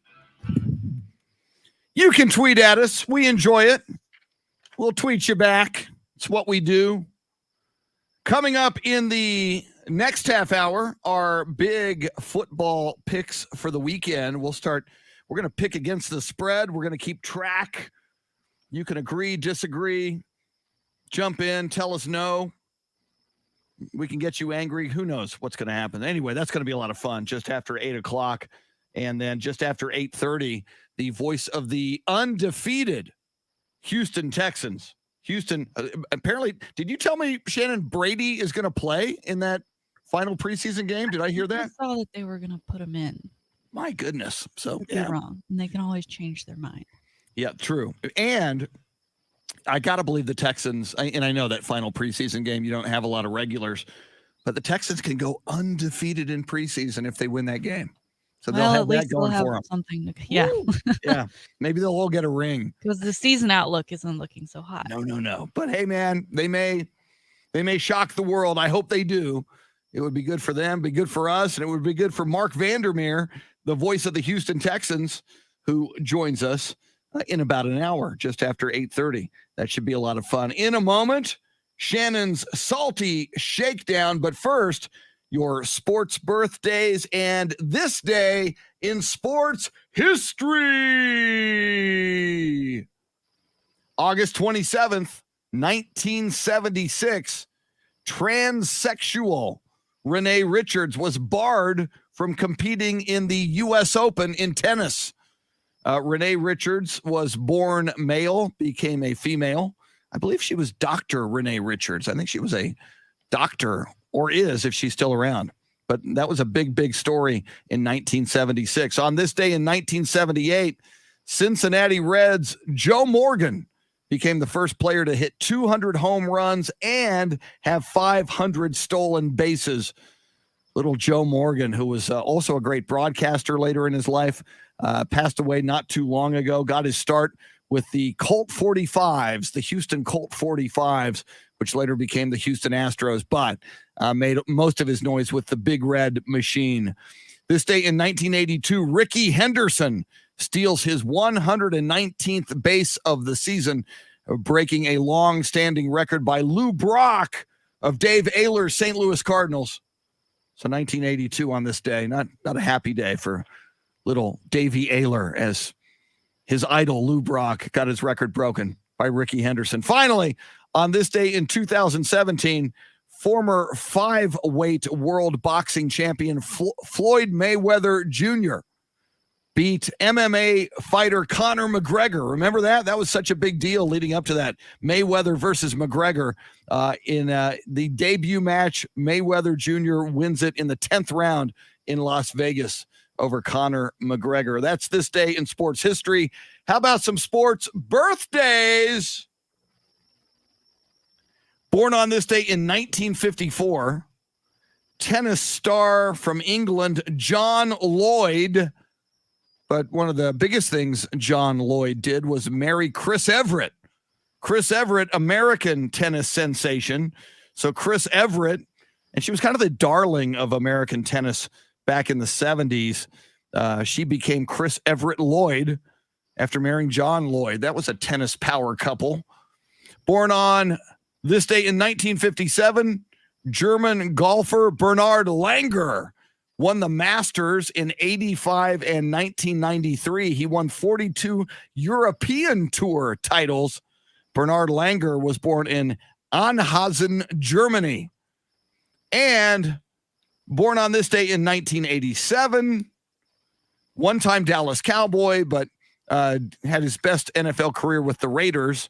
Running back Darren McFadden went to Arkansas, had a big career there, was with the Raiders from 2008 to 2014, but he was a Dallas Cowboy, Darren McFadden, from 2015 to 2017. And finally, a birthday shout-out to Clarissa, who is Sam Tobias, who joins us a lot on the live video feed. Sam works at HEB, and I'll also give a shout out to everybody working at those HEBs during this pandemic. They've always done a magnificent job. But Clarissa is Sam's mom, and her birthday is tomorrow. Since we're not on the air tomorrow, Clarissa, happy birthday 1 day early. Hope it's a great birthday for you tomorrow. Those are sports birthdays, sports history. And now, ladies and gentlemen, boys and girls, friends, Romans, countrymen, and everybody ready for your college football and high school football weekend and NFL preseason. Here it is on a Friday, your Salty Shakedown. Lots of audio to get to today, so let's get into it. Chris, you and I discussed the Texas quarterback situation yesterday, and that all signs are pointing to Hudson Card being the starter. However, he has not yet officially been named by either the head coach or the depth chart. The depth chart is supposed to be released early next week, probably as soon as Monday. We know that this weekend they're doing kind of a walkthrough version of what things will be like. They're staying at the hotel, they're going to go to the stadium in the morning, and they're going to practice. So it's fair to say that whoever gets the first reps in that practice is going to be the starter. And again, all things are currently pointing towards Hudson Card being that starter. But Sark had a presser yesterday where he once again said, I'm not saying the starter out loud to give us any competitive edge. I just haven't named one yet. And then he was asked by a Horns 247 reporter about something we talked to Taylor Estes about of, okay, what happens if you name a starter and then the other guy says, I'm worthy of being a starter. That's why this quarterback competition, took so long to nail. I should go elsewhere. Let me go into the transfer portal. And this was Sark's reaction. I can't worry about that. I have to make decisions that are in the best interest of the entire football organization and our entire team. And the moment you start worrying about the what ifs about one player, I think that's when you get hesitant in your decision making, and you end up starting to make decisions that aren't in the best interest of your team. And we've got over 100 players on this team, and not one player can have that much of an impact where you sacrifice the team over one player. So no, we focus on the team first in everything that we do, and that won't be any different when it comes to the quarterback play. I love this, Chris. A little bit of coaching, because no, he's not naming names, but it's a very valid point. He can't make this decision out of fear that if he chooses one guy and he has a feeling that the other guy's going to be so upset he does want to transfer, or he does want to sit out, or he's just not going to be available for the team any longer. He can't make a decision based on that alone.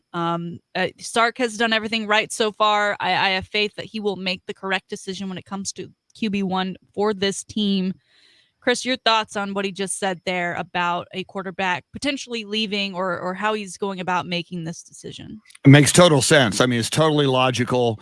And I mean, he clearly has a calm mind going into this, being very analytical and just choosing what's right for the team. And I mean, moving forward though, and we talk about the transfer portal quite a bit and how it's changed college football, certainly at the quarterback position when a quarterback is not happy. This is something that Texas and other schools need to find a way to have multiple really good quarterbacks on your roster, because just like the NFL, it's sometimes you can't make it through a season with just one. So right. Hopefully it all works out for Texas. Well, and we know, the transfer portal, so few kids that go in do end up going to a different school. So even fewer who do end up going to another school, things don't continue to work out the way that they thought they would. They don't get that starting position. Most notably, the last Texas quarterback to transfer because he wanted to be a starter went to Utah. But guess what? He's not the starter this year. He was named the backup. So he's in the same position he would have been in had he stayed at Texas. So, it'll be interesting to see once a starter is truly named. And after this first game, if that guy truly is the guy going forward, what's going to happen with the decision of that backup quarterback. All right, keeping it within football. Chris, it's been the week of retired quarterbacks. I see a story about Andrew Luck going to Colorado. He was hanging out at a high school practice. He actually worked some reps as the scout team quarterback, which is pretty awesome to get to say you're a high school kid who's played with Andrew Luck. You got Drew Brees showing up to the Jaguars practice, giving some words of wisdom, probably spending a good amount of time with Trevor Lawrence as it is his first season out of the NFL. And then Phillip Rivers, who, as we know, became a high school head football coach a year before he left the NFL, then played with the Colts, and now he's officially taken over that St. Michael's head football coaching position. He had his first game last night in which his team won 49-0, Chris. Wow. Over McIntosh. A pretty nice outing for his first go-around, and this was his post-game reaction to that win. It's awesome. I tell you what, Thursday, Friday nights, after playing 250-something NFL games and 50-something college games, those 3 years playing at Athens High School, being around at Decatur High growing up, were some of my favorite memories. They really are. They're up there in the top 10. I could sit here and think of a handful. It's awesome. And I'm trying to remind these kids of that so they embrace it, because most of these kids are going to play not beyond high school football. We got a handful that'll play at the next level that want to, and I want them to want to. But I also want them to appreciate experiences like this. They're all there with their families and classmates, and you won a football game. I tell them, be excited, shoot. And so it's awesome. And I'm enjoying that guy. Shoot, be excited. Be excited, want to. I love it. I love some Phillip Rivers. I love when he talks. I know he didn't mean it, but in my cynical mind, I'm like, hey, shout out Quinn Ewers, who just decided to leave his senior season and miss out on all that, and not, I guess, take into consideration all things that come with playing at the high school level. I know we give Phillip Rivers crap for signing on to this gig and still playing in the NFL. It made it seem like he was halfway out the door in that last season. He's also gotten some crap for saying, hey, I might be available in December or January if someone reaches out. Like, I'm still in shape. I could maybe step in and help a team out who's in need. But I love the attitude. I think he's probably a great mentor and head coach for these kids to have. He's clearly doing something right. I don't know much about that area and their high school athletics, but 49-0, Chris, he's doing something right. Your thoughts on Phillip Rivers, or as I guess he's known now, Coach Rivers? Well, and I just think it's cool when such an accomplished NFL player goes and coaches high school kids, and here, as a head coach. And I know, Kurt Warner coached in Arizona and wound up coaching the kid who's now the USC quarterback, Keaton Slovis. Kurt Warner wasn't a head coach like Phillip Rivers is, but I just love that, when it's so close to their careers that these kids they know who Phillip Rivers is, and they know he is a big deal. And here he is teaching you and coaching you to be better football players. I love it. I think it's great. I'm so glad he's doing this. I mean, and again, he's doing something right. 49-0 on your first outing. That's quite the score. He's running it up. I don't know. He may turn into like the evil head coach if he runs up the score on teams throughout the season. All right, finally, we've got some news from Shaq. He appeared on the podcast Full Send, where he talked about DJing and his love for DJing, and how now that he's not, playing basketball and getting that rush from a crowd every other night, that's something he gets from DJing, and that he's been DJing since '88. So it's something he's always loved. He talked about the Lakers and the current NBA, and then of course Kobe, because you can't have Shaq without Kobe, right? It's just part of their history. And he said on this podcast that he actually played up the feud to the media. What kind of teammate was he? You guys are both competitive as ever, Do you have a brother? I have a brother. You all fight? We fight. Exactly what it is. And I kind of perpetuated it out of the locker room, because one thing I understood was marketing. So, I don't like him. He don't like me, and everybody talked about us. That's all I want. That's all I want. Oh, what's Kobe and Shaq gonna do? Are they still fight? That's all I wanted, and kind of went too far to where people kind of believed it. But if you believed it, if we believed it, you think we win 3 out of 4? If it was real, you think that when we won our first championship, 30,000 people in the arena, one guy runs and jumps in my arm? So all it was a respectful big brother, little brother relationship. And I have a brother. We don't get on. I mean, I'm the one to say we don't get along. It ain't peaches and cream. We fight, we argue, we love and respect. I know when he came to the hole and got double teamed, he was looking for me. When I got double teamed, I was looking for him. You don't always have to agree. You don't always have to be around, kissing each other, holding hands. It's all about respect. I respected that he was going out to get 20. He respected I was going out to get 30, 35. And it worked. And, he had the same mentality that I had. When it was time for him to take over and he wanted to be the man, they said, you know what, we're going to stay with the younger Shaq, and we're going to stay with the younger Kobe and get rid of the older Shaq. And it's business. I understand business. The pair won 3 championships together with the Lakers. I mean, their feud was known by everyone, and I don't know that we've had another like it since, with guys being on the same roster and yet still pulling off the ultimate goal of winning a championship. And then, of course, again, they won 3 together.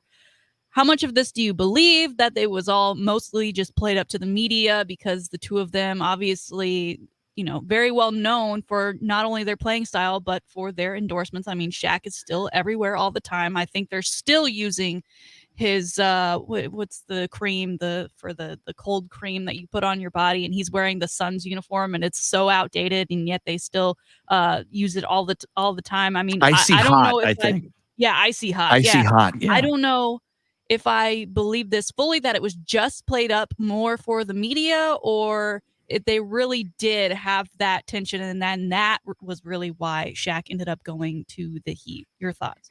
The more we get to know Shaq post basketball, the more I tend to believe him. He also had this story that he made up about David Robinson, which that when he played at Cole High School in San Antonio, David Robinson then with the Spurs blew him off for an autograph request. And he talked, I hate David Robinson, and this is what, and anybody who knows David Robinson knows, and I think Shaq later admitted he made that story up. So I think he kind of almost like a WWE. He wanted to be the villain a little bit as a character, and like he said, for publicity in the NBA and for marketing. So I tend to believe him now.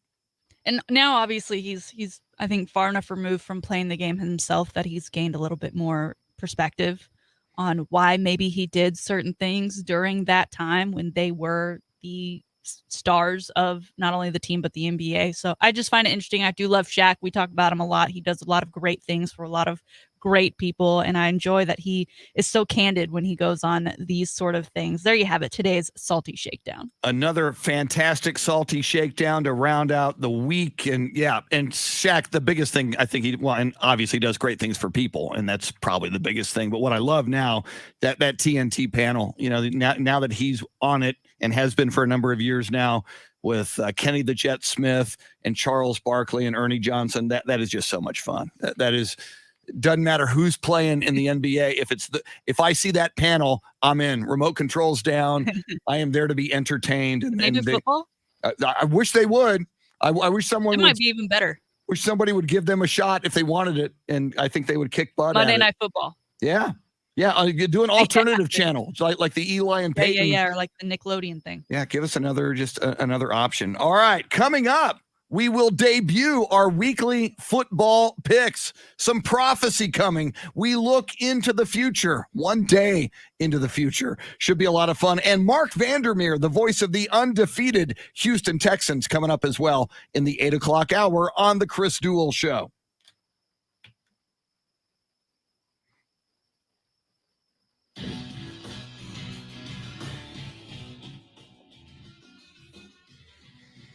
All right.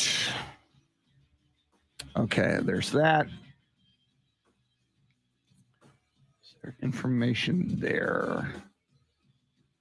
Not really.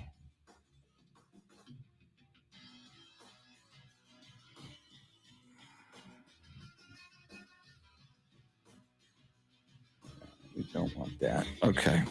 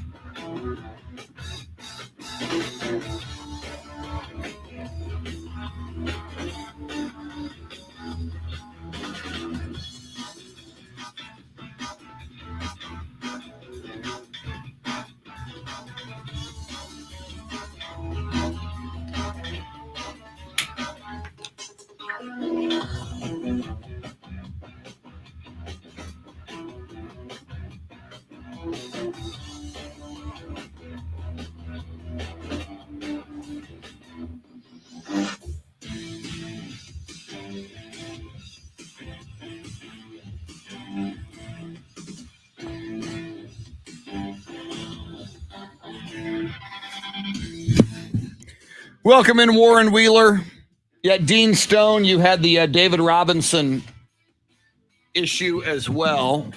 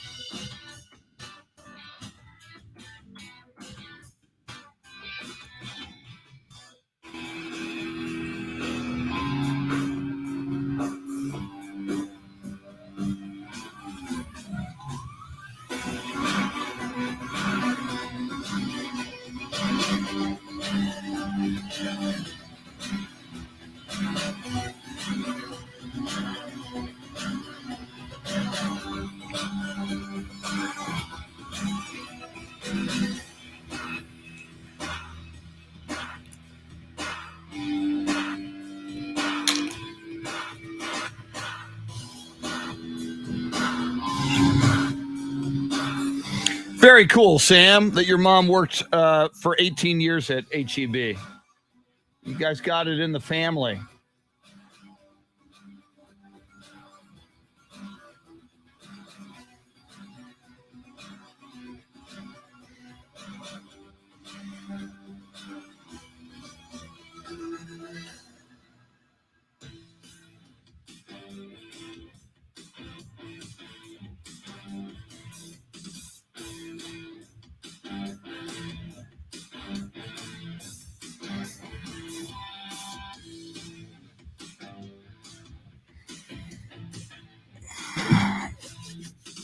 Dean Stone with 21 years. Nice.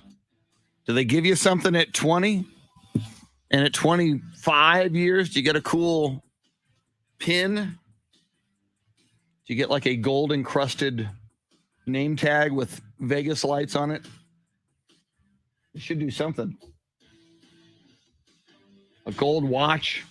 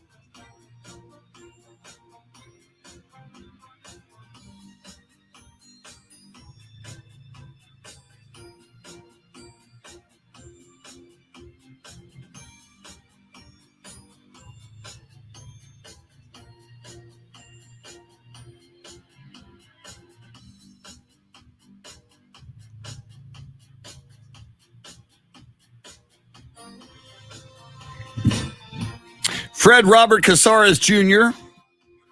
just completed 21 years with the city and 9 with the state. My goodness.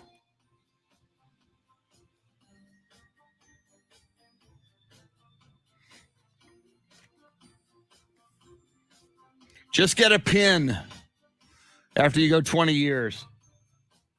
They got to do, they should do some, and I know they're a great company, so I'm not in any way denigrating them, but 20 years, you got to get something way cool.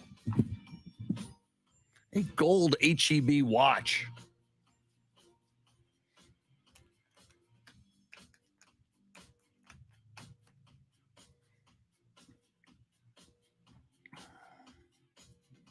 All right, we got some, going to make some sports picks coming up. Mark Vandermeer at the bottom of the hour.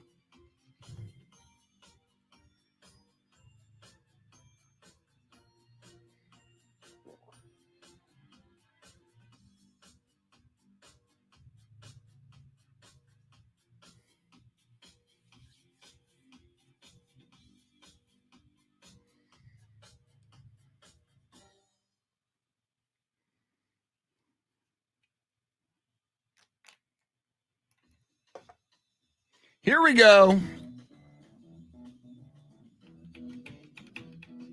This is the Chris Duel Show.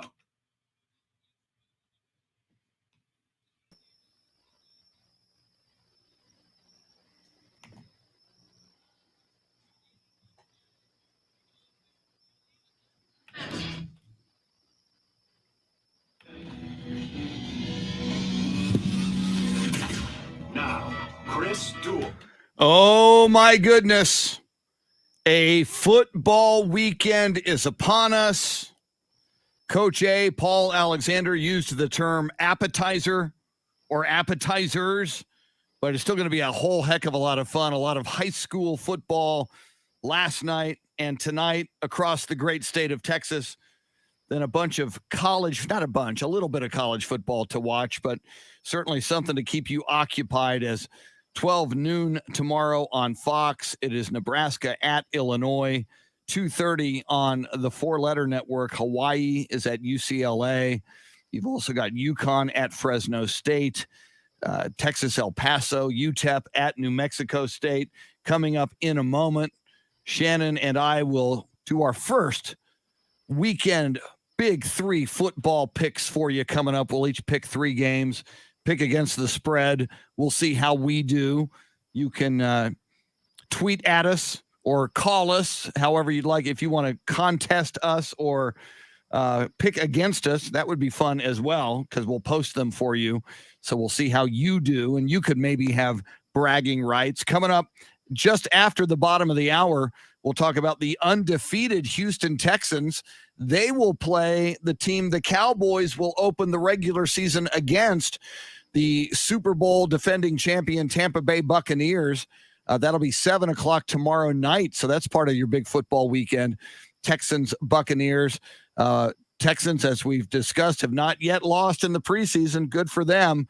So all things Texans coming up with the voice of the Houston Texans, Mark Vandermeer, just after 8:30. And again, our phone number, if you want to jump in here, 800-707-9760. Shannon, Salty, Sweeney, how are we going to do this? So we're going to pick three. Are we going to do I do one, you do one? You want to pick three? I mean, how do you have it's our first time, so it is a work in progress. This is a maiden voyage for you and I doing this together. So how would you like to proceed? How about you go and then I'll go, and we'll keep trading off until we've each done our three. So like I'll do a game, you do a game, and then I'll do a game, you do a game, and then so we'll do it. Yeah, that sounds fun. Okay. So Dave Ayler, do we have some? Do we have a big? And we have to work on this by next week. What's the type? I mean, we're picking three games. Are these three absolute locks? Bet the house. Withdraw all the money from your bank and lay them down on our picks. Probably not a good idea. The CDS picks of the week. All right. I want to get a little jazzier we'll than that. Spice it up when we get a graphic for it. For today, it's the CDS picks of the week. The three locks that will rock your world. Something, I don't know. We'll work on it. All right. Let's see. The three locks that rock. See, there you go. We're already getting the three locks that rock. Okay. See, I'm going to save. To me, the marquee game is Nebraska, Illinois. I think I'm going to save that one for last. All right. I also like the Hawaii UCLA game. So, all right, I'm going to start in the great state of Texas. Okay. Shannon, and actually, it's not in the great state of Texas, because I believe that game is at New Mexico, and I'm a little surprised that in that game, the University of Texas at El Paso, they are a 10-point favorite. Yes. Which I think is a little bit crazy on the road. And obviously the Miners are, they're good. And I guess they're saying that this is an I-10 rivalry, because I think if you get on I-10 in El Paso and make your way across New Mexico, you hit New Mexico State. So they are in the research, they're calling this the I-10 rivalry. Apparently it was canceled last year. These two did not play. The Aggies have a 3-game win streak in the series in 2019. They won this one 44-35. Shannon, I just think 10 points is too much on the road to be a favored by, especially on opening day in somebody else's house. So while I think UTEP might win the game, picking against the spread, I am going New Mexico State. I'm taking the 10 points and hope that they either win outright or lose this game by something less than 10 points. I am picking the New Mexico State Aggies in this game against UTEP. That's my first pick. Well, there are a few games this weekend, and it sounds like we will probably each be picking from the same games. But that doesn't mean we're going to have the same picks, Chris, because I am taking UTEP at -10. Oh! I've seen UTEP come and play the Horns a few times. I haven't seen a lot from New Mexico State, so I'm going to keep it with Texas and say UTEP will cover that 10, UTEP -10. See, I like that we don't have the same picks, because that would not be good. See, now we got some action going on. Now we'll have a winner. Yes, we'll have a winner, and somebody can brag, and one of us total that will keep all season long. One of us will be humiliated. Somebody will get off to it's better. Probably going to be me that's humiliated, because I tend to get humiliated. I am oddly good at picking things. Well, and I probably shouldn't be picking. All right. Well, there you go. So that's we will see if that trend will continue. Next one I am going to pick, because I'm saving Nebraska, Illinois for last. Hawaii at UCLA. And Shannon, as you know, as a USC Trojan, I hate UCLA. In fact, my first experience, my first game ever, USC versus UCLA at the Los Angeles Memorial Coliseum in 1981. I was on the field with a video camera shooting the game for a video production, and I wore my USC t-shirt because I was going to USC at the time, and half the UCLA side of the field, I walked over there. I was stupid. I was young. I was a kid. That's why I didn't think about this. The UCLA side of the Coliseum saw me in my USC t-shirt. They threw like oranges and garbage at me. They cursed at me with F-bombs and oh my God. And that was like my first year at USC. So on that day, I said, you know what? I hate you people. I hate you, UCLA Bruins. And then the Cowboys draft a quarterback out of UCLA named Troy Aikman. So I had to like that guy a little bit. Although Troy Aikman never beat Rodney Peete. Troy Aikman was 0-2 against the USC Trojans, which I think is beautiful. Well, speaking of records, Hawaii historically is 0-3 against the Bruins.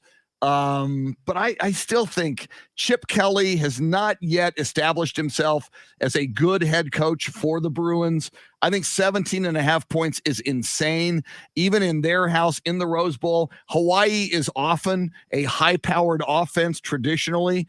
Over the years, the Rainbow Warriors of Hawaii have usually put up big points, even if they lose a football game. I just can't see UCLA winning this game by more than 17 points with a 17.5 point spread. I'm going with the Dogs, my second dog in a row. Throwing this one to the Dogs, Shannon. I am picking the Hawaii Rainbow Warriors on the 4-letter network, 2:30 tomorrow to either to cover and maybe win this game against UCLA. Chris, on this one, you and I are both like-minded. I do not believe in Chip Kelly. I do not believe that he was the man for this job to begin with, and he's done nothing to prove himself since taking over this program. I don't know how much longer he's going to last, but I do think UCLA will win this game, but I do have Hawaii to cover that 17.5 spread. Hawaii plus 17.5. We are in accord. Yeah, and I think maybe UCLA wins by 10 or 11 points, but 17.5 is insane. Be close. Just 17.5 is a lot. So that makes, so we've got one more game to pick, the two of us, and that makes the UTEP New Mexico State pick that we made first. We differ on that. I've got New Mexico State. You've got UTEP. I got the 10 points. Come on, New Mexico State. So maybe that'll be the clincher. Or will we disagree on this game? And I think it is the marquee game of the weekend. A lot of people are going to be tuned in because we're starving for football, and Nebraska has... Yeah, at least over the years, until recently, Nebraska's been a pretty big brand in college football, certainly back in their heyday.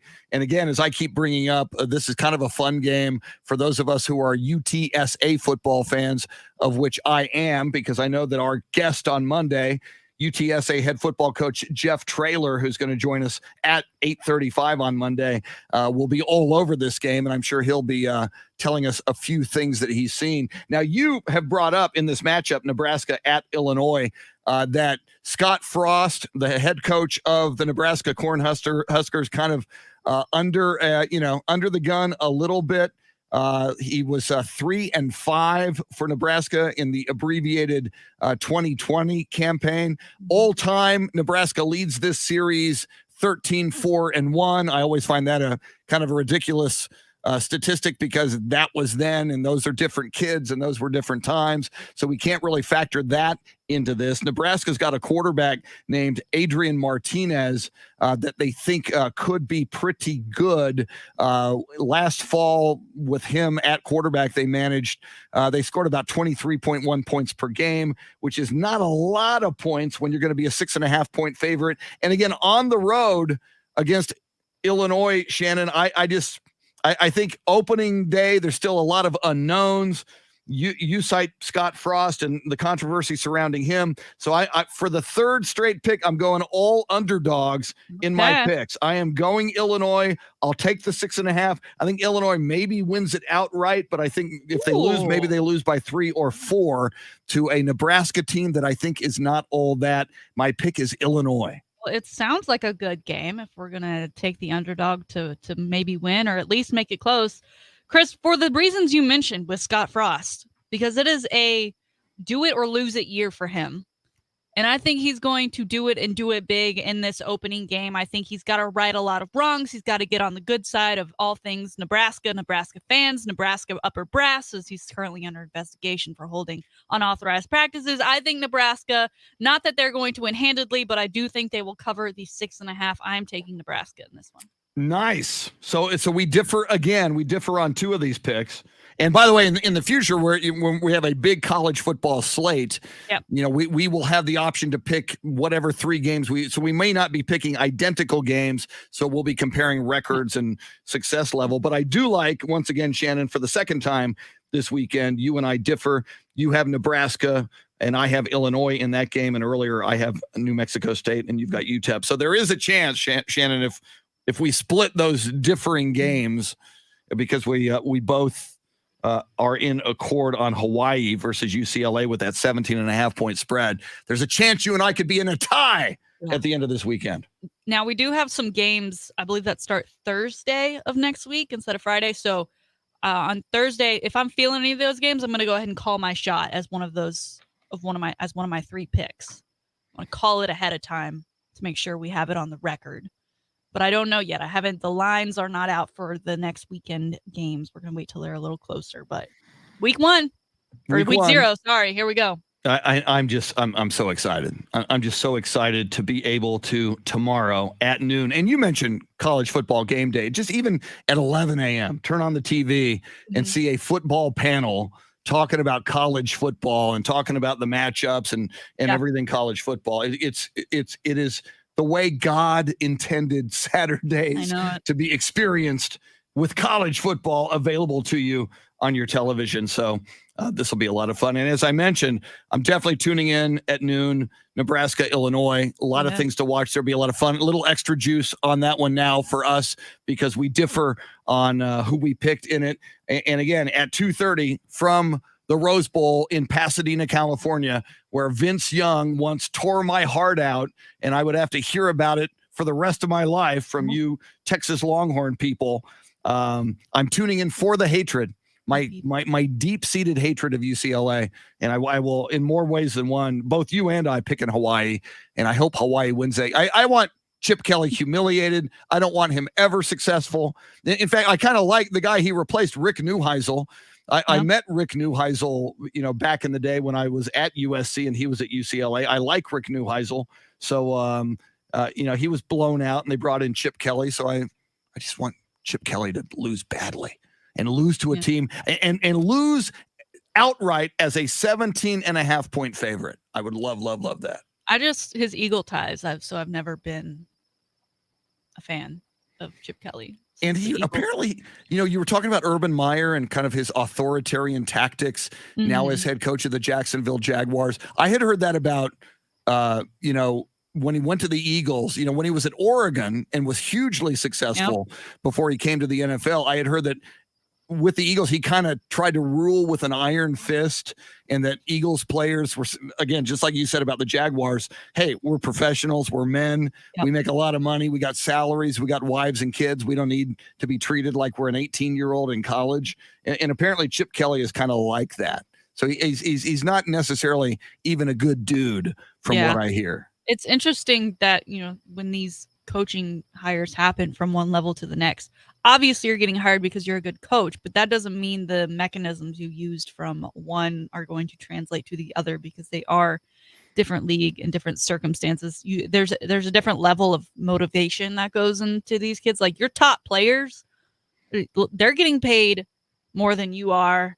They are just there to play football. They're not going to take to being yelled at through a bullhorn in the way that a kid who is looking for constant instruction and wants to know how he can improve because he's trying to get to that next level is going to take it. So I don't know that Urban Meyer is going to last very long if he doesn't realize what he's doing now isn't working. And if he keeps pushing, he's going to end up like Chip Kelly. And not to say that he's going to go back to coaching college football, but he could find himself out of the NFL.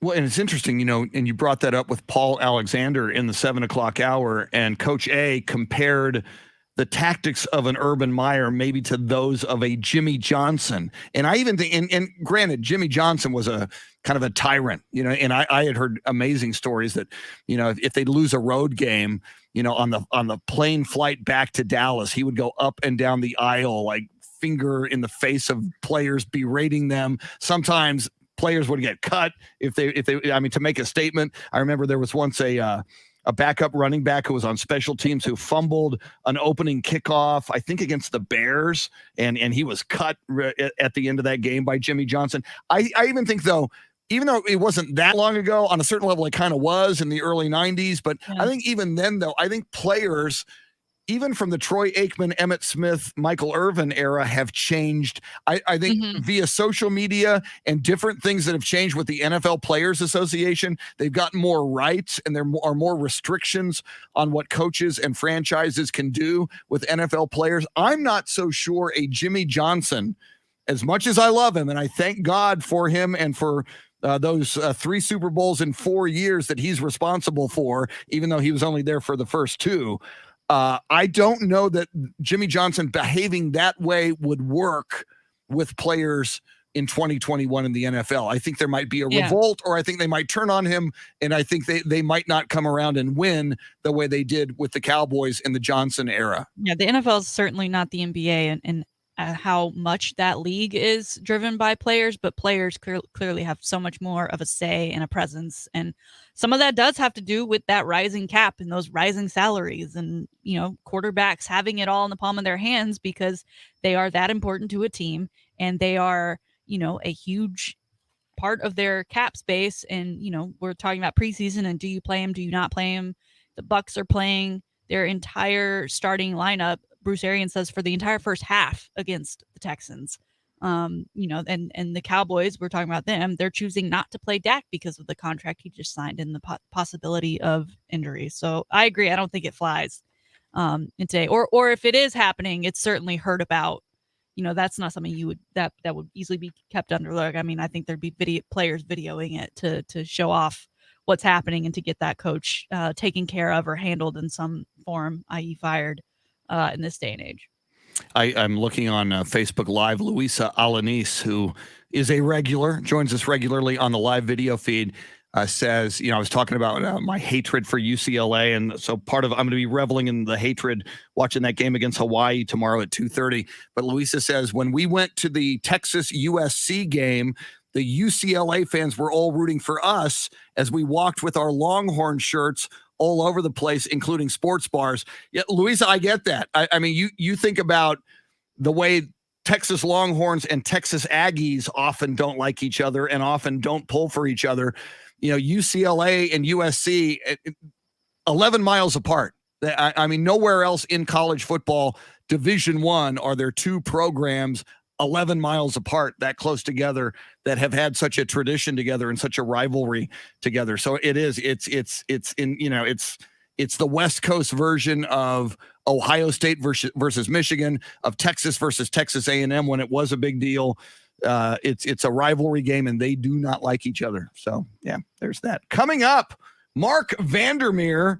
Always fun, always enlightening. We always learn something new about the Houston Texans and the NFL from Mark Vandermeer. And what's cool, be listening, Mark chooses his walk-up music. He always comes in with some music that has something to do with the upcoming football game. You're going to learn that. The undefeated Houston Texans, by the way, and I want them to finish this preseason undefeated. And I believe they open up against the Jacksonville Jaguars in the regular season.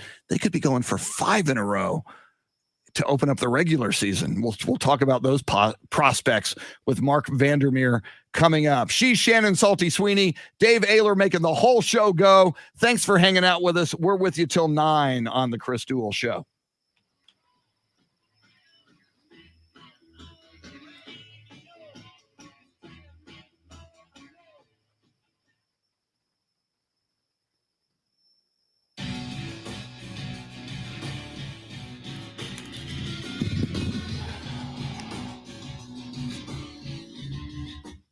Yeah, Richard, I hear about the Vince Young play all the time. And you turn on the Longhorn Network, and every 3 days they replay that game. And what drives me the craziest whenever I look back on that game is when Reggie Bush was running unmolested to the end zone for a touchdown, and he stupidly throws a no-look lateral over his shoulder to another player trying to be a hot dog. That was fumbled by that other player, forgetting his name. Was it Lendell White? I'm not sure. I'll have to go back. Luckily, I'm glad I don't remember the other player. But Texas recovered, and it led to a Texas touchdown, which was a 14-point swing in a game that was like, 30-27? So, yeah. But greatest game ever, and on that night, Vince Young was Superman. So...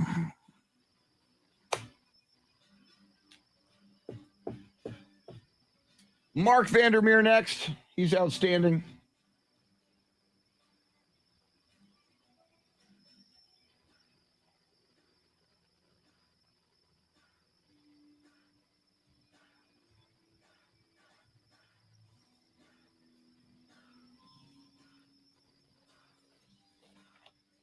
I think I called NRG Stadium Reliance Stadium earlier, which it once was.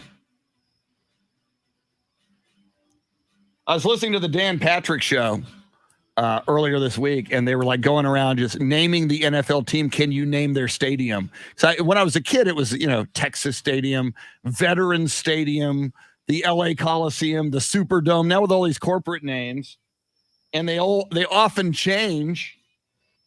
So yeah, if you can name off the top of your head without researching them, every NFL station, Empower Field at Mile High, Lumen Field in Seattle. They're still called Cincinnati Paul Brown Stadium. Levi Stadium in Santa Clara. We kind of know that one. Mercedes-Benz Stadium in Atlanta. Just, I miss RFK Stadium. I miss the pre-corporate days when a stadium was a stadium. Texas Stadium.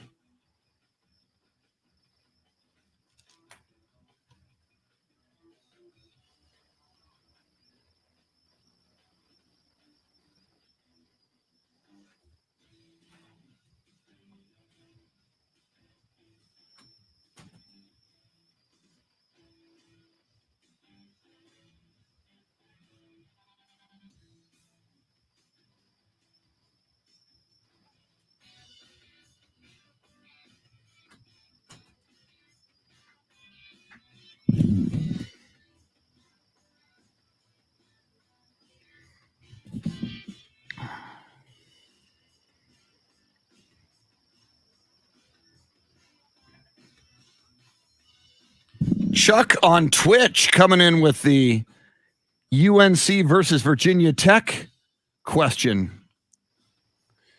What's the line on that, Chuck? Let me see if I can find the line on that one.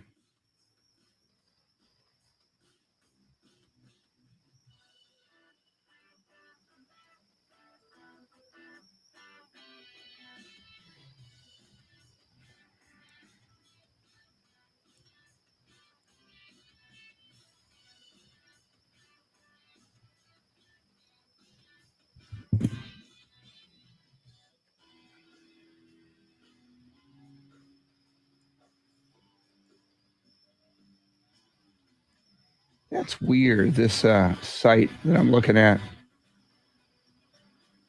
Oh, there. Okay, now I get it.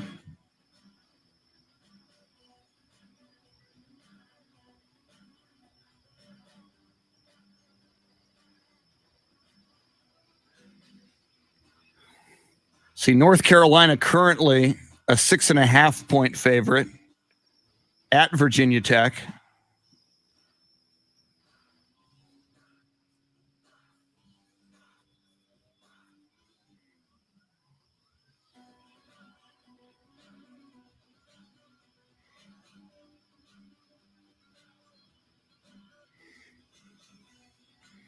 Last year, my goodness, 56-45 was the final last year, October 10th in that game.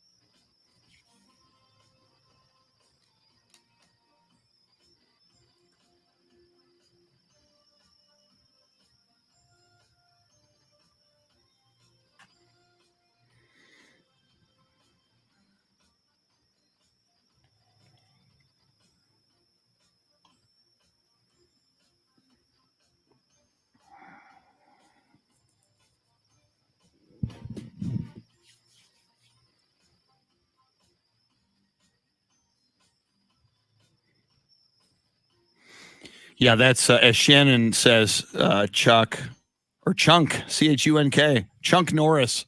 Mac Brown is making a whole lot of noise at North Carolina. So, yeah, that was Lendale White, by the way. Dave Emilio, you're talking about that USC Texas game. And Pete Carroll, should have handed that ball to Reggie Bush, and it kind of foreshadowing what would happen at Seattle in that Super Bowl when he didn't give it to beast mode and decided to throw the ball and get it picked.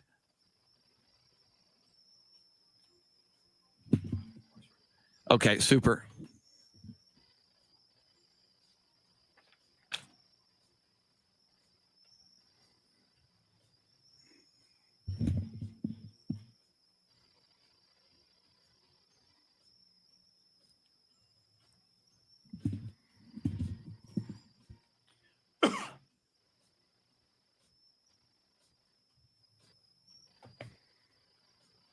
That is NRG Stadium.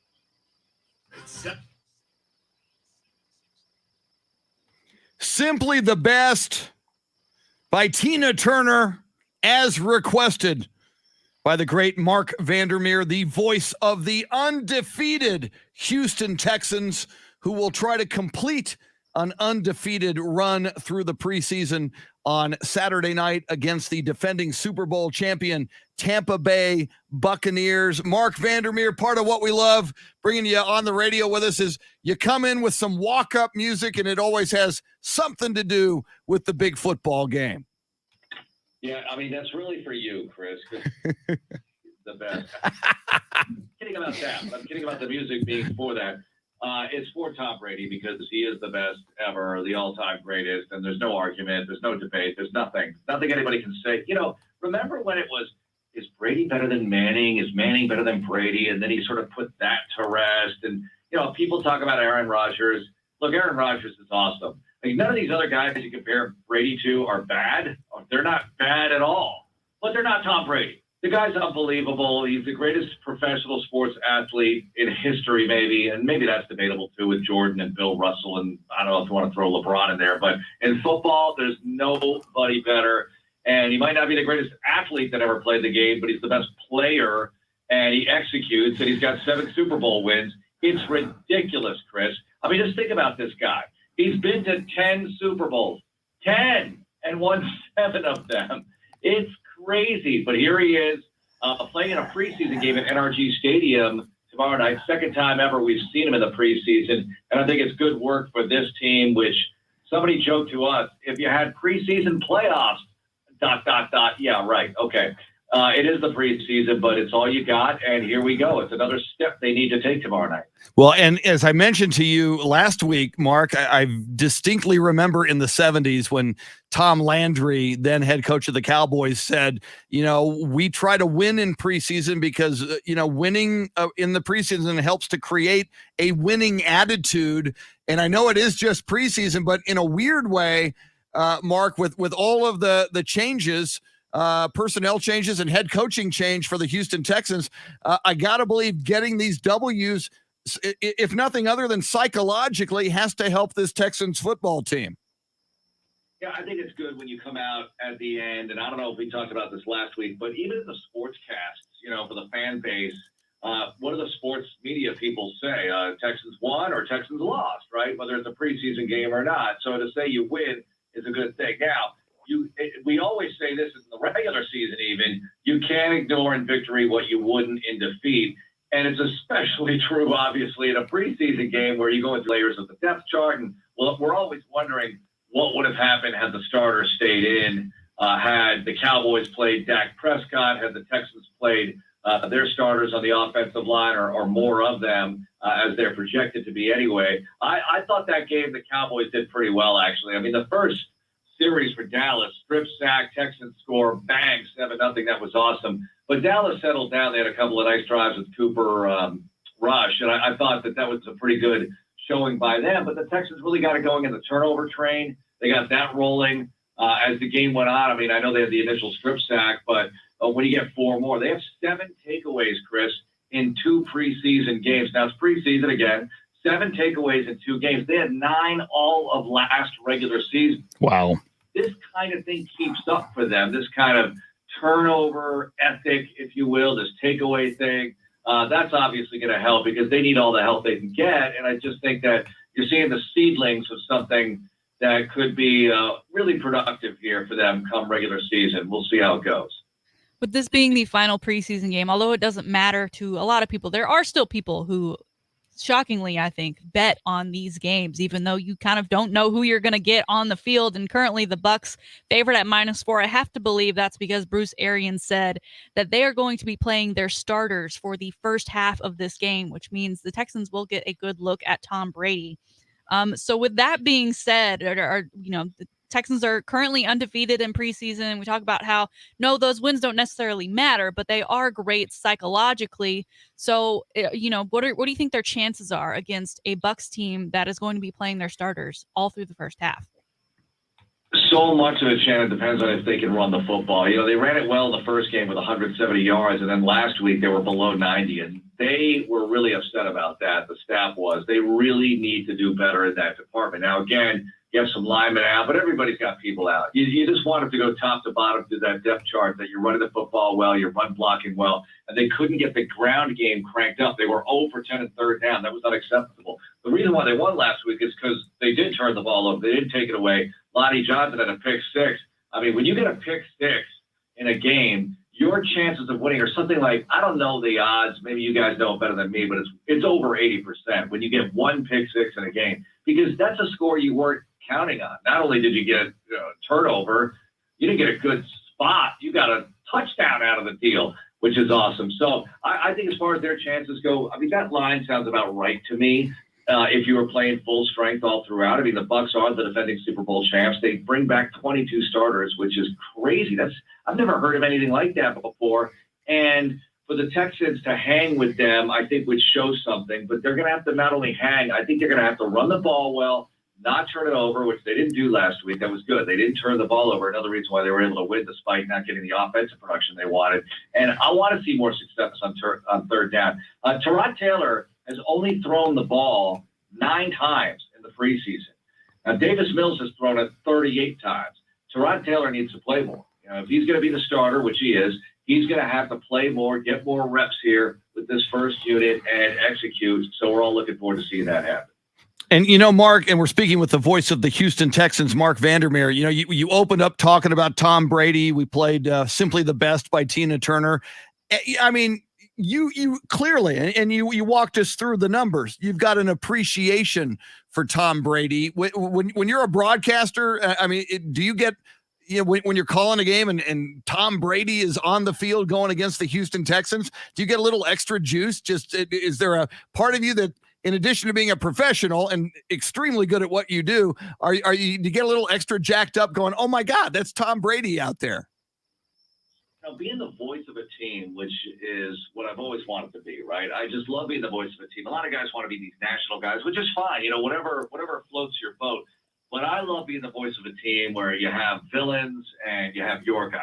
You're the protagonists, right?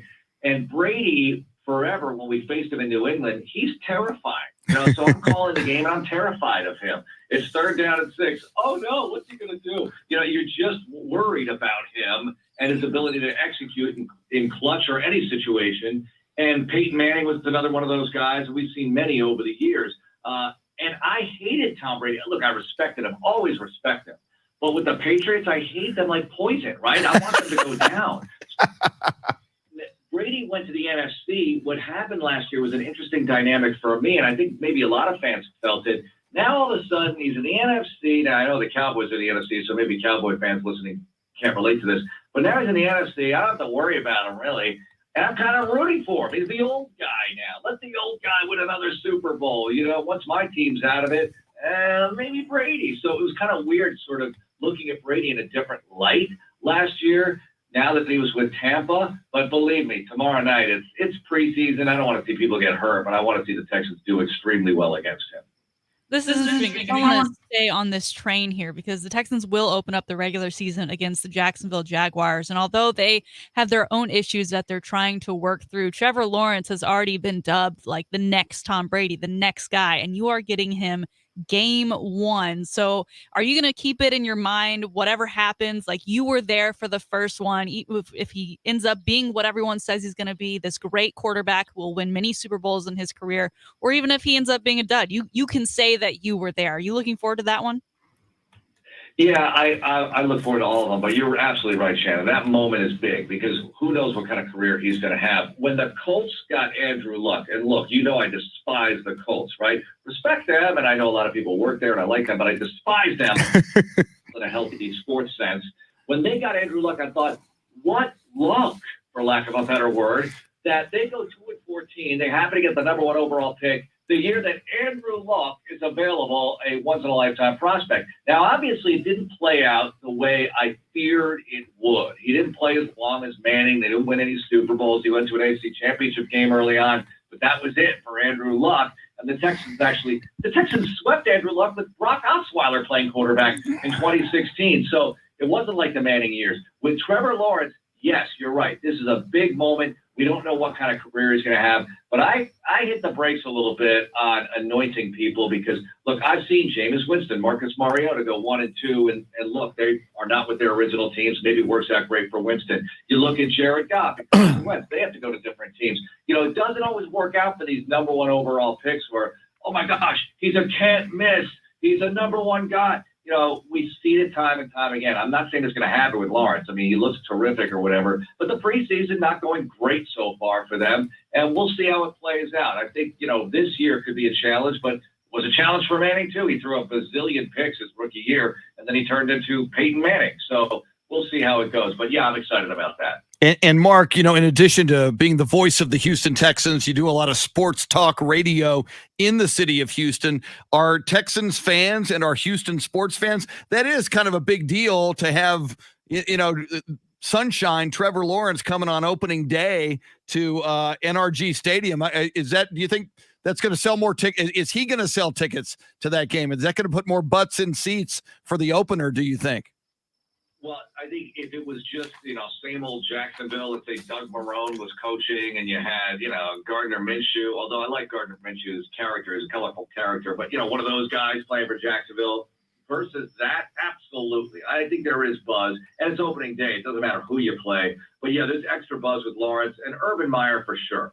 Urban Meyer has the mystique. Urban Meyer has the pelts in college. Is it going to translate to the pro game? Everybody wants to see. So I think there's a lot of intrigue there. But with the Houston Texans, there's plenty of intrigue. People have been getting to know this team through these preseason broadcasts. Who are these guys, and why are they doing better than people thought they would? So I want to see that kind of thing continue, where the Texans continue to improve throughout the preseason here. You have one more game, and then you have opening day against the Jacksonville Jaguars, and, put the throttle down. Let's see where it goes. Absolutely. Hopefully that will be 5 in a row, counting preseason and regular season opener, if they can get that home opener at NRG Stadium in a couple of weeks against the Jacksonville Jaguars. Again, first things first, tomorrow night, NRG Stadium. Mark Vandermeer will have the call, and you can listen to it right here as the undefeated Houston Texans. And, I didn't realize the Buccaneers are winless. They're 0-2.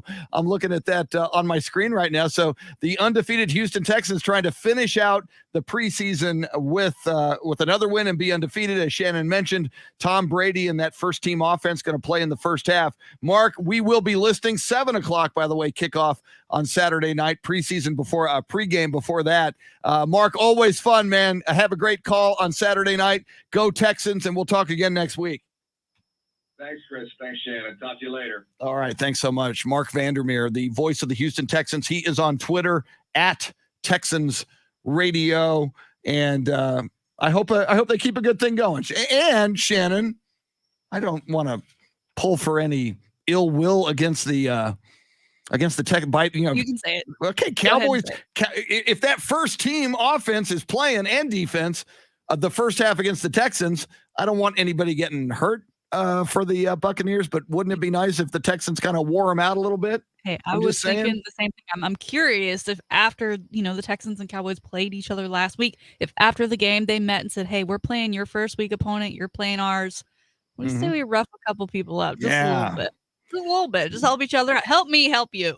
See, and I've told you this before, Shannon, and I'm not proud of this, and I'm not this way anymore, but in my 20s, when other NFC East teams would play, when Washington would play Philadelphia, in my 20s, I would pull for injuries. It was like, hey, man, wouldn't it be nice if, somebody got hurt on the Eagles or on Washington? That's wrong. It's so wrong. I'm not proud of it. I'm just coming clean and saying I used to be that way. I don't pull for them, but I'm not crying about it when it happens. You know what I'm saying? There you go. I can relate. I'm not sending a get well card. Yeah. See, now And if you can make that through both of our games, if you can make that injury kind of drag that out, that'd be. Yeah, but if Brady hits his hand on somebody's helmet throwing the ball in the first half, he said, it took him a while to get back into shape following that surgery. Another reason to listen to Mark Vandermeer and his call, 7:00 right here, Saturday night. Shannon, Salty, Sweeney, speaking of football, our poll question was a little Cowboy-centric this morning. Did we learn anything about if people really believe what the Cowboys are saying about Dak Prescott? Well, let me find it. There it is. All right. We've had a switch in the votes. Earlier this morning, it was leaning heavily no. That is Dak Prescott's injury situation worse than the Cowboys are letting on. People were saying no earlier this morning. No is now down to 40%, while 60% are saying yes. They're a bunch of liars. Yeah, and I mean, that question will be answered in now 13 nights, 2 weeks from last night, that Thursday night opener coming up. Tampa Bay, we just talked about them against the Cowboys to open up the NFL season primetime on a Thursday night. Shannon Salty, Sweeney, tremendous week as always. Have yourself a great weekend, and I hope I beat you in our college football picks. I'm not pulling against you. I'm just saying I hope I win. You hope I pull a hammer. Yeah. Rude. Have a good weekend now. At least we both picked against UCLA, so I feel good about that. Dave Ayler, we will see you again next week for a few days, I hear. Or a few days. Yeah, a few days next week. Have a good weekend. You too, sir. Have a great weekend. Our thanks to Coach A. Paul Alexander. Joined us in the 7:00 hour. Mark Vandermeer moments ago.